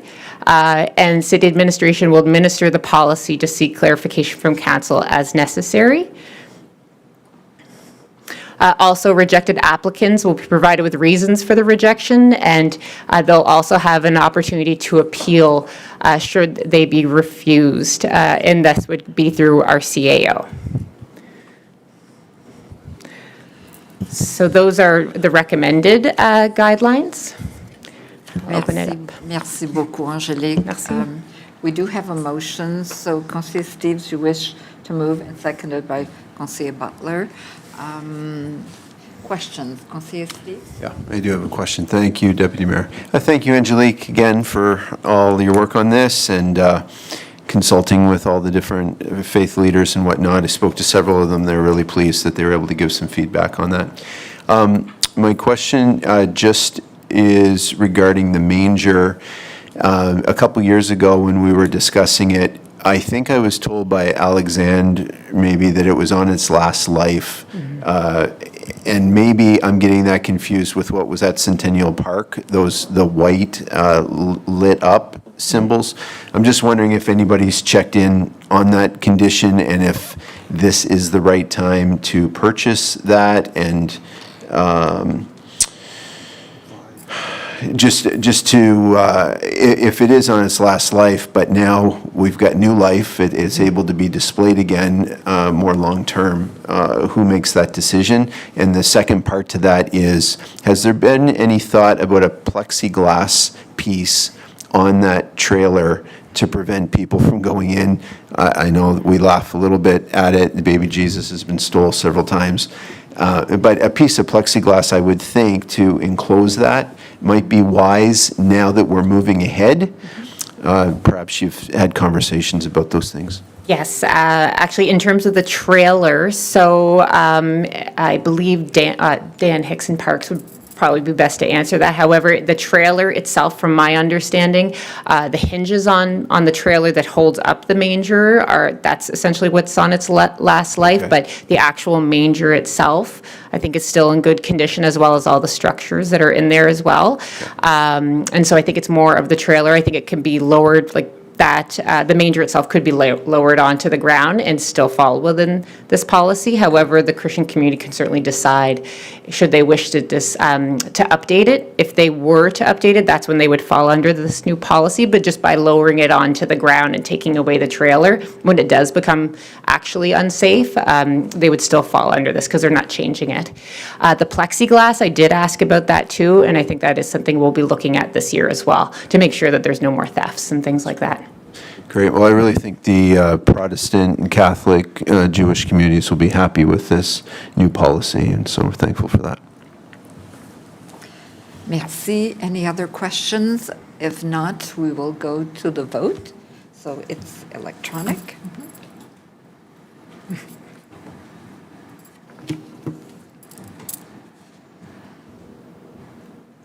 We see the results. Motion carried. Merci beaucoup, Angélique. Okay, merci. Madame Lagracia. Yes, the next would be 5.4, Budget Update 2026 Reform, and Mr. Doucette, our CFO, is here to give us an update.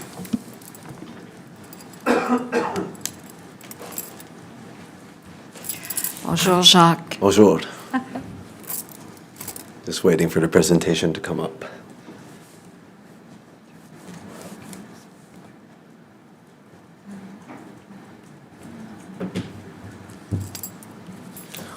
All right, thank you.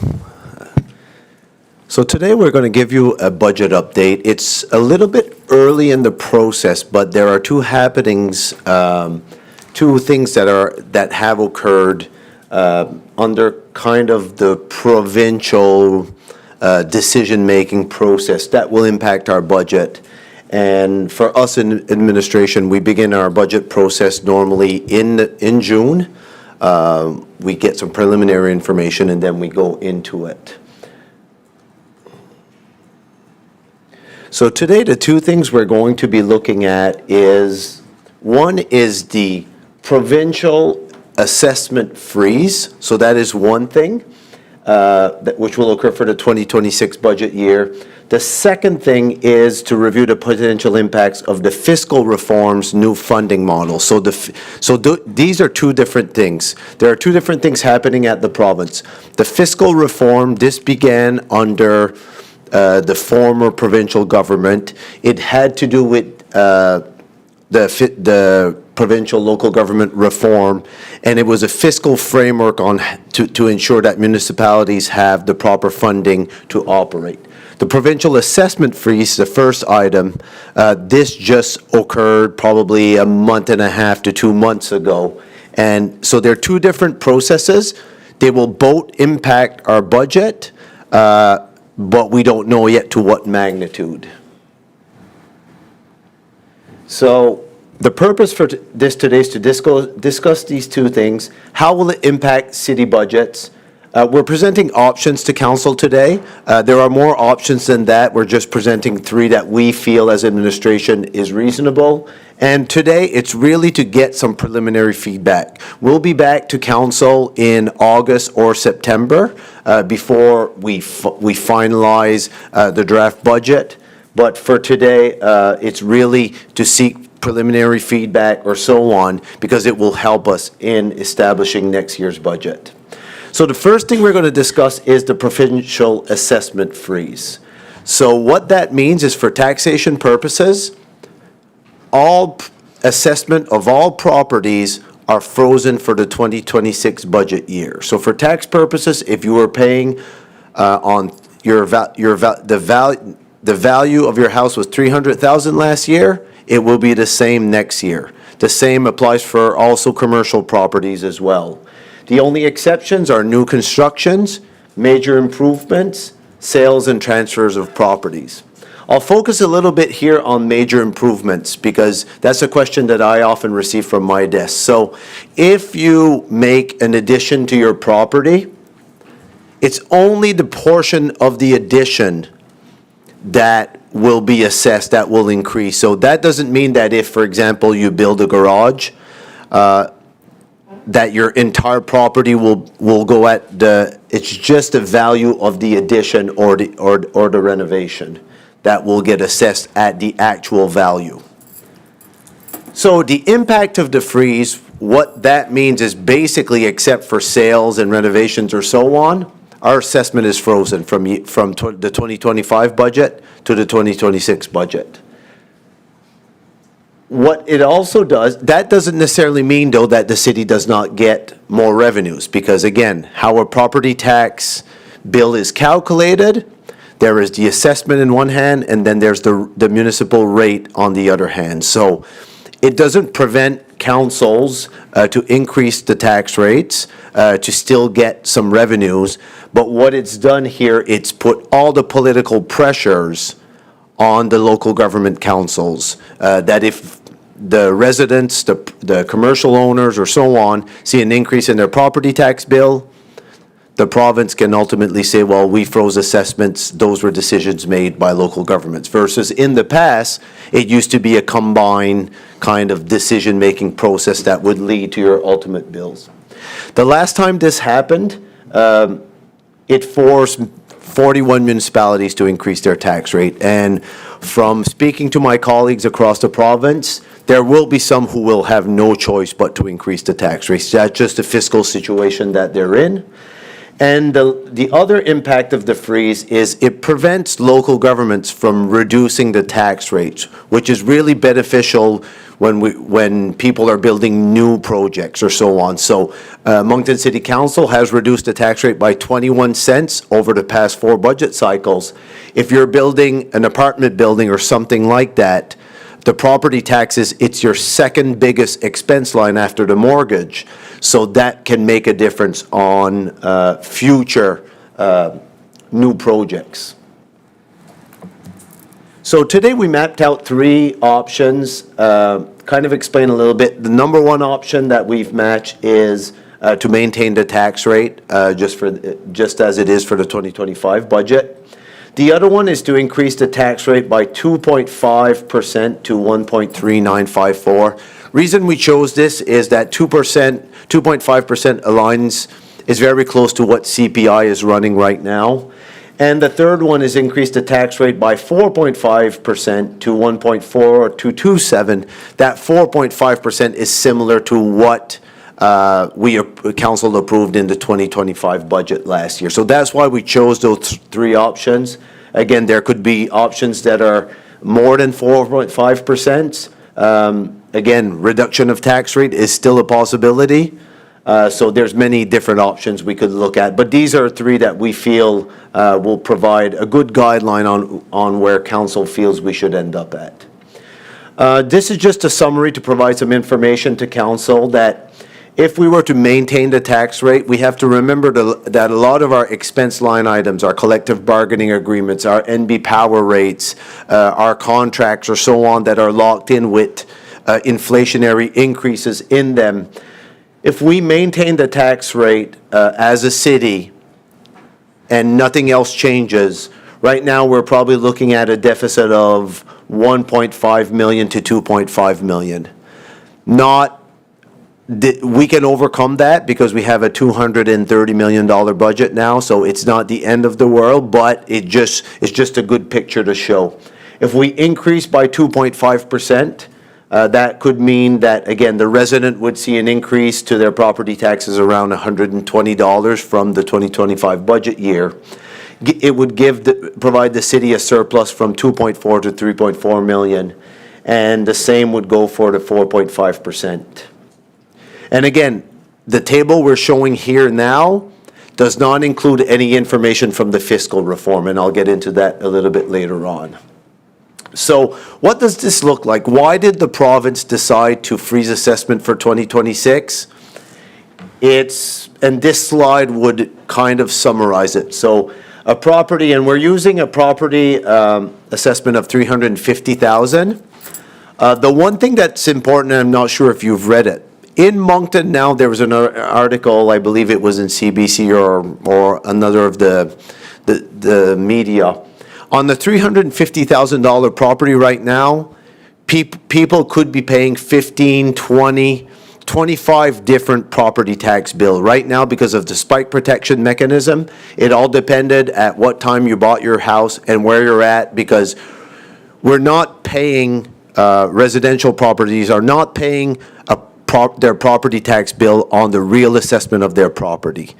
There's a spike protection mechanism that kind of protects them, but this is just an example of why the province kind of decided, okay, this year, for affordability purposes, they decided to freeze the assessment. So it just goes to show the impact if we maintain the tax rate, if we increase by 2.5, if we increase by 4.5, but we're seeing the impact of the 5-year change as well. And this is where we receive some phone calls, some emails that some people are tapped out if you're on fixed income or things like that.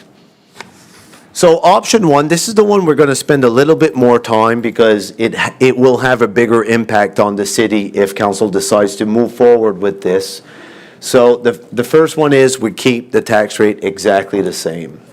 So could the city manage that? Yes, we could. It would certainly have some impacts that on projects that we have that we're planning to do or so on, but we could manage it.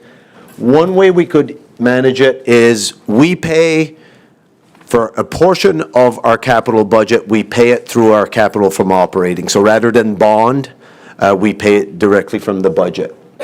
When COVID occurred, this is how we balanced our budget. We lost $4.5 million in revenues. We delayed a few capital projects by a year. We reduced the amount we pay directly, and we could balance it that way. Other opportunities as well, we could delay investments in level 2s and level 3 so we could stay at the status quo. It's an option. We, of course, would have to freeze some discretionary spend. So discretionary spends are items that we can do it. You know, a collective bargaining agreement, there's a contract, we have no choice but to pay. A discretionary, for example, a travel account or so on, we could freeze those and not necessarily increase it with inflation. One tactic that we've used in the past, we delay some hiring. So it's not necessarily that you do not hire positions or so on, but rather than keep them vacant for 2 or 3 months during the normal cycle, you wait 4, 5, 6 months. It just provides more relief. We could do some expense management through lean projects.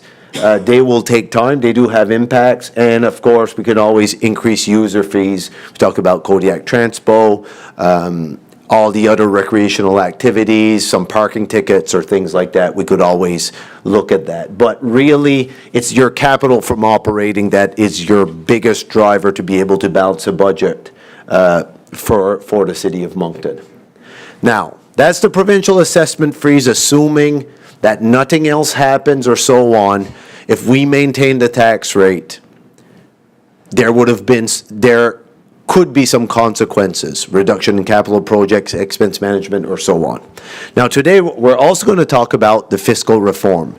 So the fiscal reform, this occurred a long time ago, and there's 3 components. So the province has acknowledged that local governments did not have enough funding to be able to operate.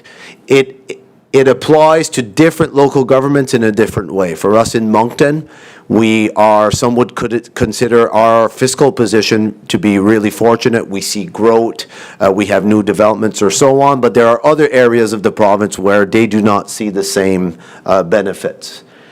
So they've acknowledged, and for the 2026 budget year, they've acknowledged that they will increase the fundings to local governments in 3 different buckets. The first one is the Fiscal Capacity Fund. So that used to be the community funding grant. So for us, the City of Moncton, that's the equalization that we used to call. We receive very little funding from that. We're in a group with Fredericton and St. John, and St. John receives most of the funding from that area. So we'll see when this is announced. We don't necessarily know what Moncton will get. The Regional Service Support Fund, so the City of Moncton will not receive anything from that. That goes to the Regional Service Commissions, but it could also benefit the city indirectly if they assume some responsibilities that we're now paying for. And we have the Capital Renewal Fund. So this is a major this is a major item for the province and for local governments. It's something that local governments had been advocating for. We do not have enough funding to look after our existing assets. You think about our sidewalks, our roads, our buildings, or so on. Each local government is having a real hard time in maintaining their assets with the funding that they currently receive. So as I mentioned, for the first one, the Fiscal Capacity Fund, I don't believe that the City of Moncton will receive a lot of funding there. The Regional Support Services Fund, again, could potentially help, but no, we don't think it will make that much of an impact. The Capital Renewal Fund, which is $45 million for the 2026 budget year, I think the amount is unknown yet of what we'll receive. We will receive funding there as the biggest city in New Brunswick. If they could use different things, whether it be population, your net book value of your assets, or so on, to distribute those funds. So we should receive funding there. The one thing there, if we receive funding from the $45 million stream, and we have to reduce our capital budget to maintain the tax rate, if we receive funding here, it could actually offset the reductions that we would do from the provincial freeze. Now, that being said, though, it's still less money going to our existing assets, which is a need by all local governments in this province. The next portion of my presentation is just to kind of highlight, I'll go over quickly, but budget pressures that we're facing here at the city. So again, there's a lot of unfunded priorities in our 5-year capital budget, master plans, or so on. They're not funded. Costs remain high. Construction cost is extremely high. That has remained. Nothing has gone down. Inflation has kind of stabilized, but we're still paying at the high rates. Higher interest rates do impact, because when you bond, if you have to pay more in fiscal payments, it does have an impact. Maintaining existing assets and maintaining current operations. We had some presentations today around, bylaw and things like that. There are pressures on our city just to maintain current operations. And growth and priorities. We have always been successful because we strategically invest in growth, and that's not something we can stop, right? If there's new developments or so on, we have to support those developments with roads, infrastructure, or so on. Other things, again, we talk about Kodiak Transpo. We have our infrastructure service growth, so we know the Vision Lands is coming up soon. Here we have fleet electrification, but really it's the entire environmental issues, GHG reductions that we have as a target. We have our public safety. We hear from council around fire, social issues, police, active transportation, the environmental climate reporting. Then we have our master plans. Again, these master plans are not fully funded. So the Riverfront Master Plan, the Recreation Master Plan. We talked about satellite locations, new aquatic facilities, operation center and warm storage. So the warm storage is at the end of its useful life. It will need to be enhanced, and there are other things as well. We talked about future markets, convention centers, city hall upgrades, or so on. And there are many more as well. Those are just the ones that we're mentioning.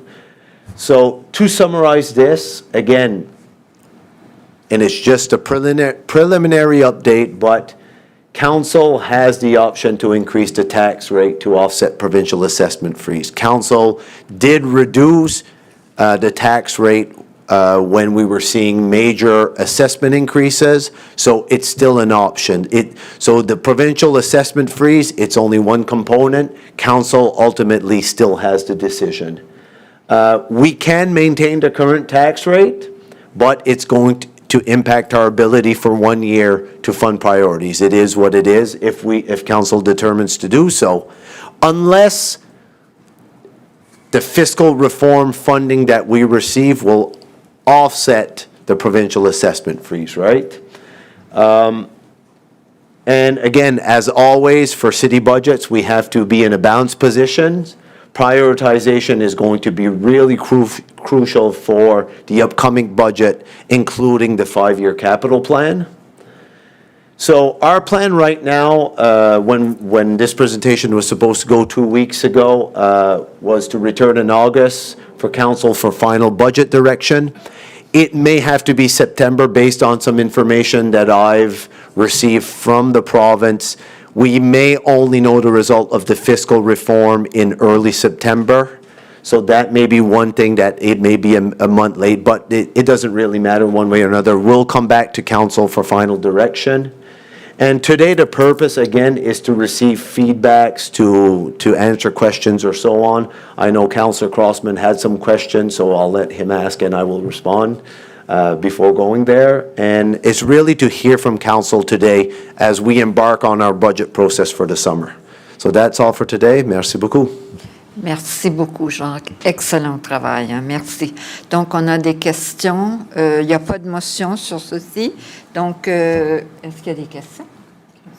Conseiller Crossman. Thank you, Your Worship.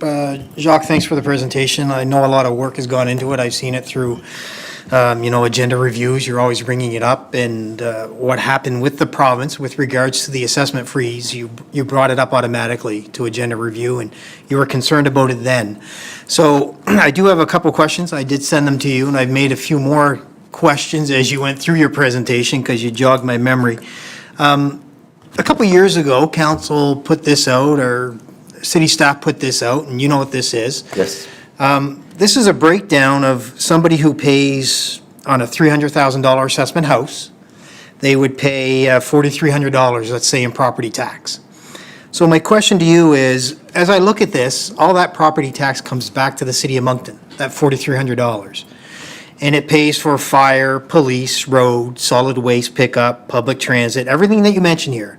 General government, parks, facilities, operations, grants, culture, some of the stuff you didn't touch on as well.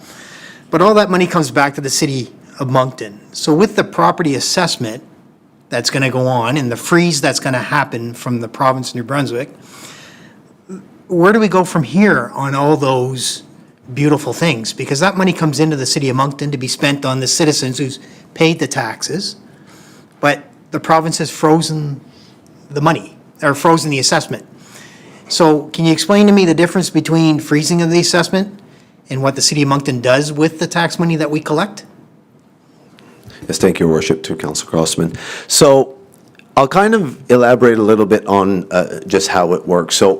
And let's focus on the residential property owner right now. And then industrial, I'll ask you later. That's right. So Yes. the residential property owner has an assessment value tied to their property. So that is the value of their property, what it's worth. So a house could be worth 300, 350, 4, and so on.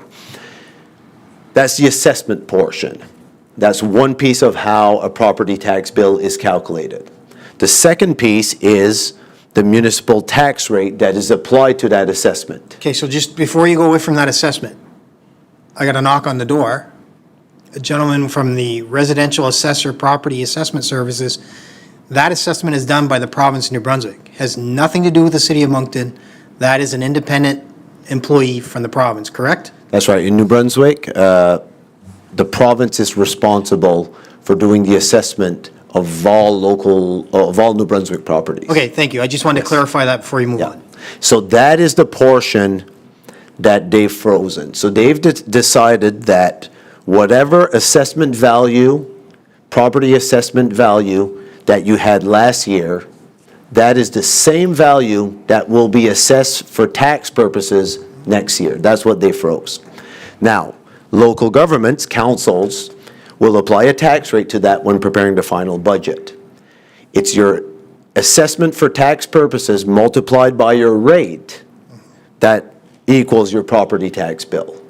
So by freezing assessment, it doesn't necessarily dictate what the final property tax bill will be, because the other portion is the municipal tax rate is applied to it, which will, at the end, those two values multiplied by each other will equal the property tax bill. So for a residential property owner occupied, all that the provincial freeze means is that we can't necessarily tell you your property tax bill will not increase next year, but it won't be it won't be because of the assessment. That's basically where we stand today. It's not necessarily negative because it had to do with trying to protect that some had affordability issues, but that's how it is. Now, for a residential property owner that owns its principal residence, all property taxes come back to the city. And that property tax that comes back to the city goes to pay for the services you mentioned, policing, fire, recreational buildings, or so on. For commercial properties, it's a little different. The municipal tax rate applies. The province also applies a tax rate that goes to them. So there, for a commercial owner or an owner of a residential property, which is their second residence, they're going to almost pay, this is where you hear the term double tax, right? You pay the municipal portion and the provincial portion. So that's kind of the way it works. Okay. And another question that I had sent you earlier was in regards to how much of a decrease city council has approved with regards to that municipal tax rate. And you just said in your presentation today that it was 21%, or sorry, 21 cents. That's right. Roughly over the last 4 years. That's right. How much has assessment gone up in the last 4 years? Oh, it's gone up. So if we look at it in percentages, and that's why I had it on one of the slides here. So the city of Moncton was able to reduce the tax rate, but property owners are still seeing still an increase because assessments for most properties are going up for taxation purposes 10% per year. And that's for the foreseeable future as well, because during COVID, we had a lot of the property values rose drastically, 25, 30, 40, 50% or so on. And we've only been able to capitalize on 10% per year. So we're still seeing, when we map it out, a lot of properties will never reach their max until 7, 8, 9 years or so on. And that's assuming the market would stay flat, right? If it just keeps going up. But City Council, though, has still, in Moncton, and we're kind of the leaders across the province, once we kind of go one way, the other ones kind of follow.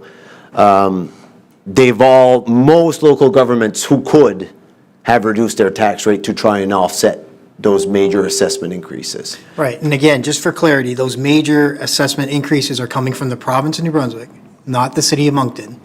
And we have offset those increases by lowering our municipal tax rate That's right. because of the affordability of the residents who are actually living in those residents, being able to afford the tax rate so that we can turn around and give them services that they're paying for. That's right. So I'm trying to figure out how freezing the tax rate is going to keep people more affordable. Because we as the council are going to have this discussion, to your point, where we keep it the current rate, which could mean holding back on projects that are desperately needed throughout the city, such as policing and fire and all these other things. You're talking about holding back on level 2s and 3s, when we just had a presentation a couple of minutes ago on a bylaw software update that could be a level 2 or 3 that could be gone. And we're not getting ahead of the real crisis that Moncton is under, which is trying to figure out this homelessness and all the associated parts that come with it and the costs associated with it. But yet, here we are trying to tell people we'll make it affordable. But we as council may have to increase your rate. And that may put more pressure on people to, busing, Kodiak Transport you talked about, who has seen a great increase in ridership, but the rates may go up. User pay system at the arenas around the city could go up. Water pay system could go up. All these things can go up based on a decision made by the province of New Brunswick without resorting to us first to see our input on making those comments that we're going to freeze assessments.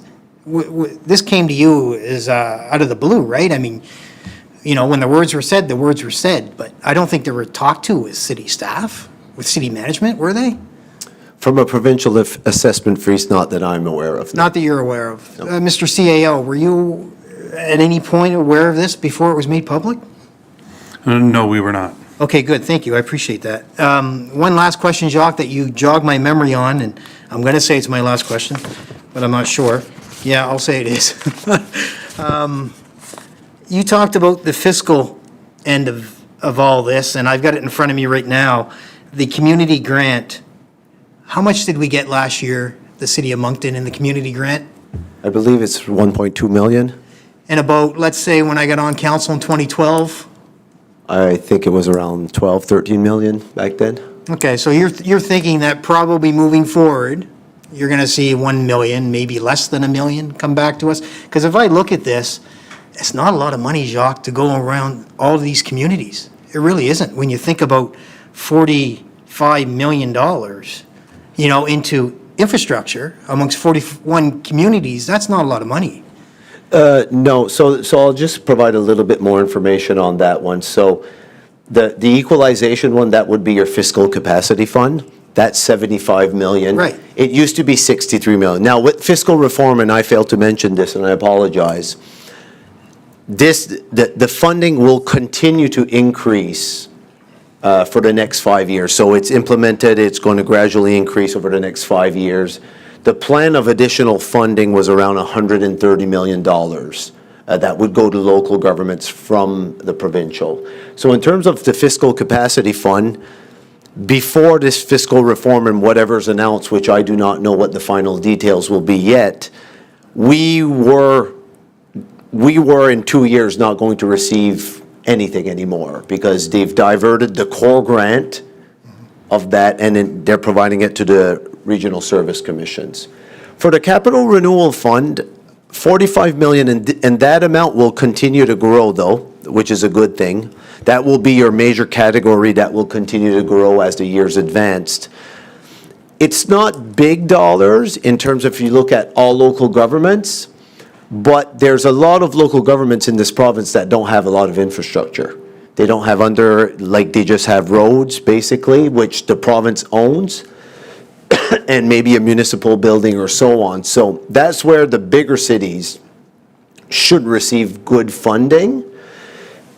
It may not offset the impact of freezing assessments, assuming council decides to freeze the tax rate, but that funding, if nothing else had changed, would have made a big difference over 5 years when it gets to that, to the full amount. Right now it's 45 and I forget what it's supposed to go, but if, let's say it goes to 70 million or something, that could help because it's something distributed to everyone and it goes to existing assets. So it takes a big burden pressure off of our capital budget process. All right, and our current assets are, I think we're well behind, right? And as far as engineering goes, I believe. Oh, absolutely, and I think that's the same across the province. We're probably one of the local governments that's in the better shape, but we still have a significant infrastructure deficit of, I believe across the province it was over $1 billion, so. Wow, okay. And if Her Worship would provide me just one more question.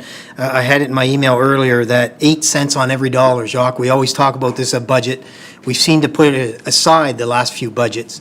How much of that is true now? What do we, how does that break down? Because if they're going to freeze the assessment, they're still collecting additional money because we have a population growth.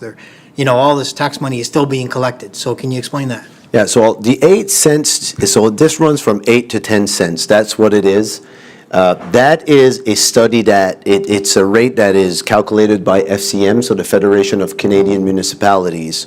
And what that accounts, it's the average of all tax dollars paid by Canadians. Municipalities only get about 8 cents. So in there's property taxes, there's HST, there's income tax, there's debt tax, there's all different taxes that we pay. Municipal governments only receive 8% of those across the country. Yet the responsibilities of local governments continue to increase, whether it be social issues, whether it be housing, whether it be... So that's kind of the point that FCM is trying to make with that is we have to look after everything you mentioned, police, fire, services, buildings, or so on. but we only get 8 cents. So anytime there's additional pressures applied to or downloading of services, whether it be from the federal government or the provincial government, we only have 8 cents to be able to manage those priorities. Right, good, thank you. Thank you, Your Worship, I appreciate it. Merci, Conseiller Crossman. Conseiller Butler. Thank you, Madam Mayor. Thanks, Jack, for as always, the great explanation of what's happening with us. Just the tail end of Councillor Crosman's, or Deputy Mayor Crosman's, the growth in the city is, when you drive any place, there's, you see the cranes in the air, it's growing.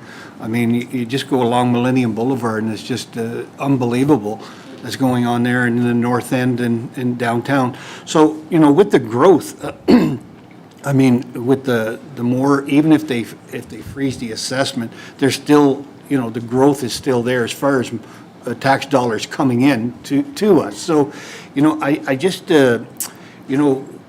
we've gone through this before, and the reason why we've always, dropped the tax rate was because of, our population was getting older and so much fixed income. And, and if we got to tighten our belts, I've always been that type of person. If you got to tighten your belts, you tighten your belts. And I'm glad that you started off that we would be able to survive for 1 year without increasing tax rate, because that would be the way I'd be looking at this. We're probably, and we are, according to all reports, the fastest growing city in Canada, actually. So, I mean, with that, I would find it hard to say to a senior that, and when you look at, I was talking to a lady the other day, and she was saying about just the investments, her investments, and with what's going on in the United States and things like that. She's on a fixed income, like she gets Canada pension, old age pension, and a very little pension from where she worked. And just thinking of our conversation, seeing this, even if that went up by $119, $120, that would, there may be some in this room that wouldn't be too much to think of for myself. But for these people, that is something that we as councillors, we have to sit here and we have to really think about that. So, if there's any way possible that we can do it with keeping it the same, and because, the following year, it could be a windfall for us. So we're really just not looking at this 5-year. As we look in our budgets, we're always looking down 5 years. It's more that we're looking at just this 1 year, and then it would really be the following year that we'd have to make a real decision if it didn't come our way and things started to produce, correct? With that? Yeah, so to balance the budget for a year, it would be possible. Again, we could delay a capital project or so on, be able to maintain it, but it would, and that would be a 1-year thing. We'd be able to do it depending on what happens later on. Without the fiscal reform, it would also have the consequences that we would not be able to invest in some things. But yes, it's doable for 1 year. There's certain things that we would need to manage, but again, I think it is doable. Understanding that with that, and that's our role when we come and do the budget process, is to really explain, okay, because of this is the impact for this year of the things that we cannot do or we would need to delay. Yeah, and I think, I can't speak for all council, I can speak for myself, is that, I understand tightening the belt for 1 year and wait and see, because, when we do our budgets, we look at 5 years all the time. So 5 years back or 5 years ahead. So I think with this, we're being asked to not really look into a crystal ball, because we know what we're going to get next year from our tax assessment. It's the following year that we're going to have to look and see. So I think from my point of view, I'd be willing to, and even at budget, when people come forward and say, well, I'd like to put a little bit more money into this grant or into that grant, I will understand that to keep the vast majority of seniors that are on fixed income, or other people that are on fixed income, that we can keep their tax rate the way it is, I'd be willing to go along with that. So just to let you know. Yeah, and just one thing to add as well, because this is really important. It's a message I would like council to get today. There's a possibility that the funds we get from the fiscal reform could completely make this conversation today almost null, you know what I mean? But there's also a possibility it won't. I don't know yet. So it's really just about setting it up. It's about letting council be able to absorb, because if we get a good portion of funding from the fiscal reform, maybe it won't necessarily impact, it will still have an impact, because certainly we will not be able to fund the amount of level 2s and level 3s that we normally do. But that being said, it could really mitigate if we receive, because we're losing around, if we look at last year's number, it's around $13 million that we would have lost in terms of assessment if we got the assessment at the same level as last year. That being said, last year, council decided to reduce the tax rate. So we didn't even capitalize on the entire 13 million. So let's say we capitalized last year on 7 million, and we get 7 million from the fiscal reform, where it's a budget as normal, right? Just there's some unknowns yet that we have to be prepared in the event that fiscal payout from the fiscal reform, there's a shortfall of what we used to get before in assessment increases, so.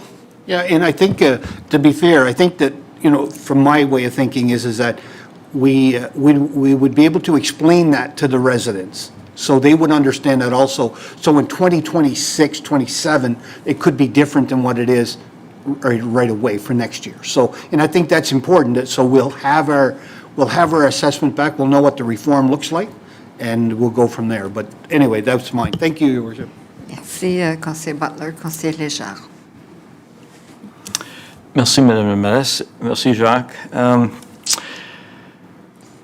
So I guess I understand the predicament we're in. I guess it's interesting, because if I go back to, yes, we did give tax relief, but whether we like the growth or not, I think it's close to 85% of residences in the province of New Brunswick are under the 10% cap, which means that over the next, probably, as you said, as many as 7-8 years to catch up, the assessments are going to go up. So therefore, their rates are going to go up.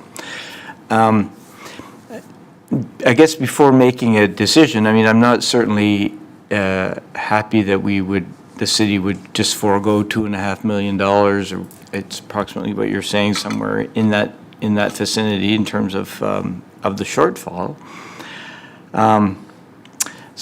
But we don't know for sure, because, as you said, there's an option that we could find ourselves getting funds that will offset. So what I would like to have is the conversation in and around what are the needs of the city right now. And it's not as simple as just holding off for a year. I look at Kodiak Transpo, for example, and I look at the necessary investments needed in that particular, I'll call it a business. And if you tell me, well, we could allocate money for that, but there's nothing we can do for a year because of supply chain and so on, that's one thing. But I think what would be useful would be to understand what are all the priorities that you have, and what are we asking, and when we look at it as council, do we put the burden on you to decide which capital projects and which items are cut, or do you come back to council and say, let's have this discussion, okay? And it might be, we can decide to defer that, but I think we should have the conversation in public. Because I think, we talked about that last year when we were, returning that difference to residents. And the topic was brought up in terms of, well, maybe we should reserve a cent, for example, for public transportation for the next while, or maybe we should, create a reserve based on that. And yet, no, we wanted to give it back. I understand everybody's under different pressures. But we're bearing a lot of the brunt of this as a municipality. And yet, on the other hand, the expectation is that we're, that we're growing and so on. So we need to have that discussion, because if we say, and for example, perhaps we pause on all trails for the next while. We don't do anything with trails except for maintenance or whatever that is. I think it would be worthwhile to have that conversation. I appreciate the differential of 0, 2.5%, and so we can consider. But I think we have to do it that way. And we really have to have the list. What does this look like? And so if we've got a $2.5 million shortfall, what does that $2.5 million represent? You can offset it, I get it, but what is it that we're going to offset? And just be transparent in terms of that. Like, for example, if you were to tell me, or, we need to have the conversation, oh, well, I'm sorry, but we can't give that software technology that we so need for bylaw enforcement for the next year or two. I'd like to have that conversation to say, is that really acceptable? If there are new buses that we could get within the next 6 months, do we push that down the road for 6 months or a year? So I think if we could have that, I think it would be useful. I appreciate the uncertainties, and certainly we need to reflect too on perhaps the pace at which we're going to be reinvesting in our community, and maybe we're going to be faced with that. We have to slow down, and that's just the reality. And is that acceptable to everyone? Not just one segment of population, but it has to be acceptable to everybody. And then maybe we need to push the provincial government to say, well, look, just a minute now. If you want municipalities to grow, and you have a large percentage of population on fixed income, well, then figure out what we need to do to protect the people on fixed income. Okay, but at the end of the day, we still have to grow the city, and you're at a different perspective in life when you're in your 20s and 30s and 40s and working. And yes, things are going up, but the bottom line is you're keeping up, and you're enjoying the services and what the city's delivering. Then all of a sudden you're in fixed income. You still enjoy those services, but the problem is you just don't have that affordability to say, I can work an extra couple of hours, do a few overtime shifts, and I can get the money. I think that's a conversation that we have to have, and I think that's where the province has to step up and figure out, okay, how are you going to balance this out? Because otherwise, it's always going to be that same conversation, and it doesn't really get us somewhere. So anyway, if you have the ability, or if the CEO has the ability to, those are conversations I think that we need to have. But again, just having that transparent list of things, and let us talk about what it is that we're delaying, which is fine. But just so the general public realizes that as well, I think would be very useful. Yeah, thank you, Your Worship, to the Council Chair. Just to add to that, no, absolutely. And the one thing also as a reminder to Council, when the biggest things that would get delayed if ever we have to balance the budget, it's your capital items. That is where in capital, it's always important. There's two components. One is investing in your existing assets, right? Because again, if you have assets that are not providing the service levels that they're supposed to, it's one thing. The second thing is on the capital side, for the most part, normally we don't necessarily cancel projects, right? We just delay because they don't fit into the affordability. So, but on the capital, which is the bulk of our spending on our budgets, when we have to present it and it's a provincial form, the starting point is always what council approved as the 5-year last year. So you always see what the previous approval was and what the new. So by having that, there's always that conversation. And this year we could focus even more on the line items and say, okay, well, for this one, unfortunately, if it was a bus or if it was, and again, I don't think a new bus would make it because it hits all the strategic pillars, right? But anyways, but it would be, okay, we had this approved for 2025 or 2026, now it's delayed to 2027. And you would see that line of previous had funding and the new column does not, right? So, but we would certainly put a focus on that. And I think it's helpful in terms of just everyone understanding how the decisions are made. Yep. And for clarity. So thank you. Merci. Merci, Conseiller Légère. No other questions. Merci beaucoup, Jacques. Excellente présentation. Merci. Madame Agrafia. Our next item was a councillor item. However, Councillor Bourgeois could not come back online, so he asked to move it to the next committee of the whole, Parfait. and that would be it. C'est beau. Donc, what date? July 20... Okay, c'est beau. Yeah, 21st, no, July 28th. Ok, c'est beau, merci. Conseiller Richard, on va clore la réunion. C'est beau? D'accord, merci.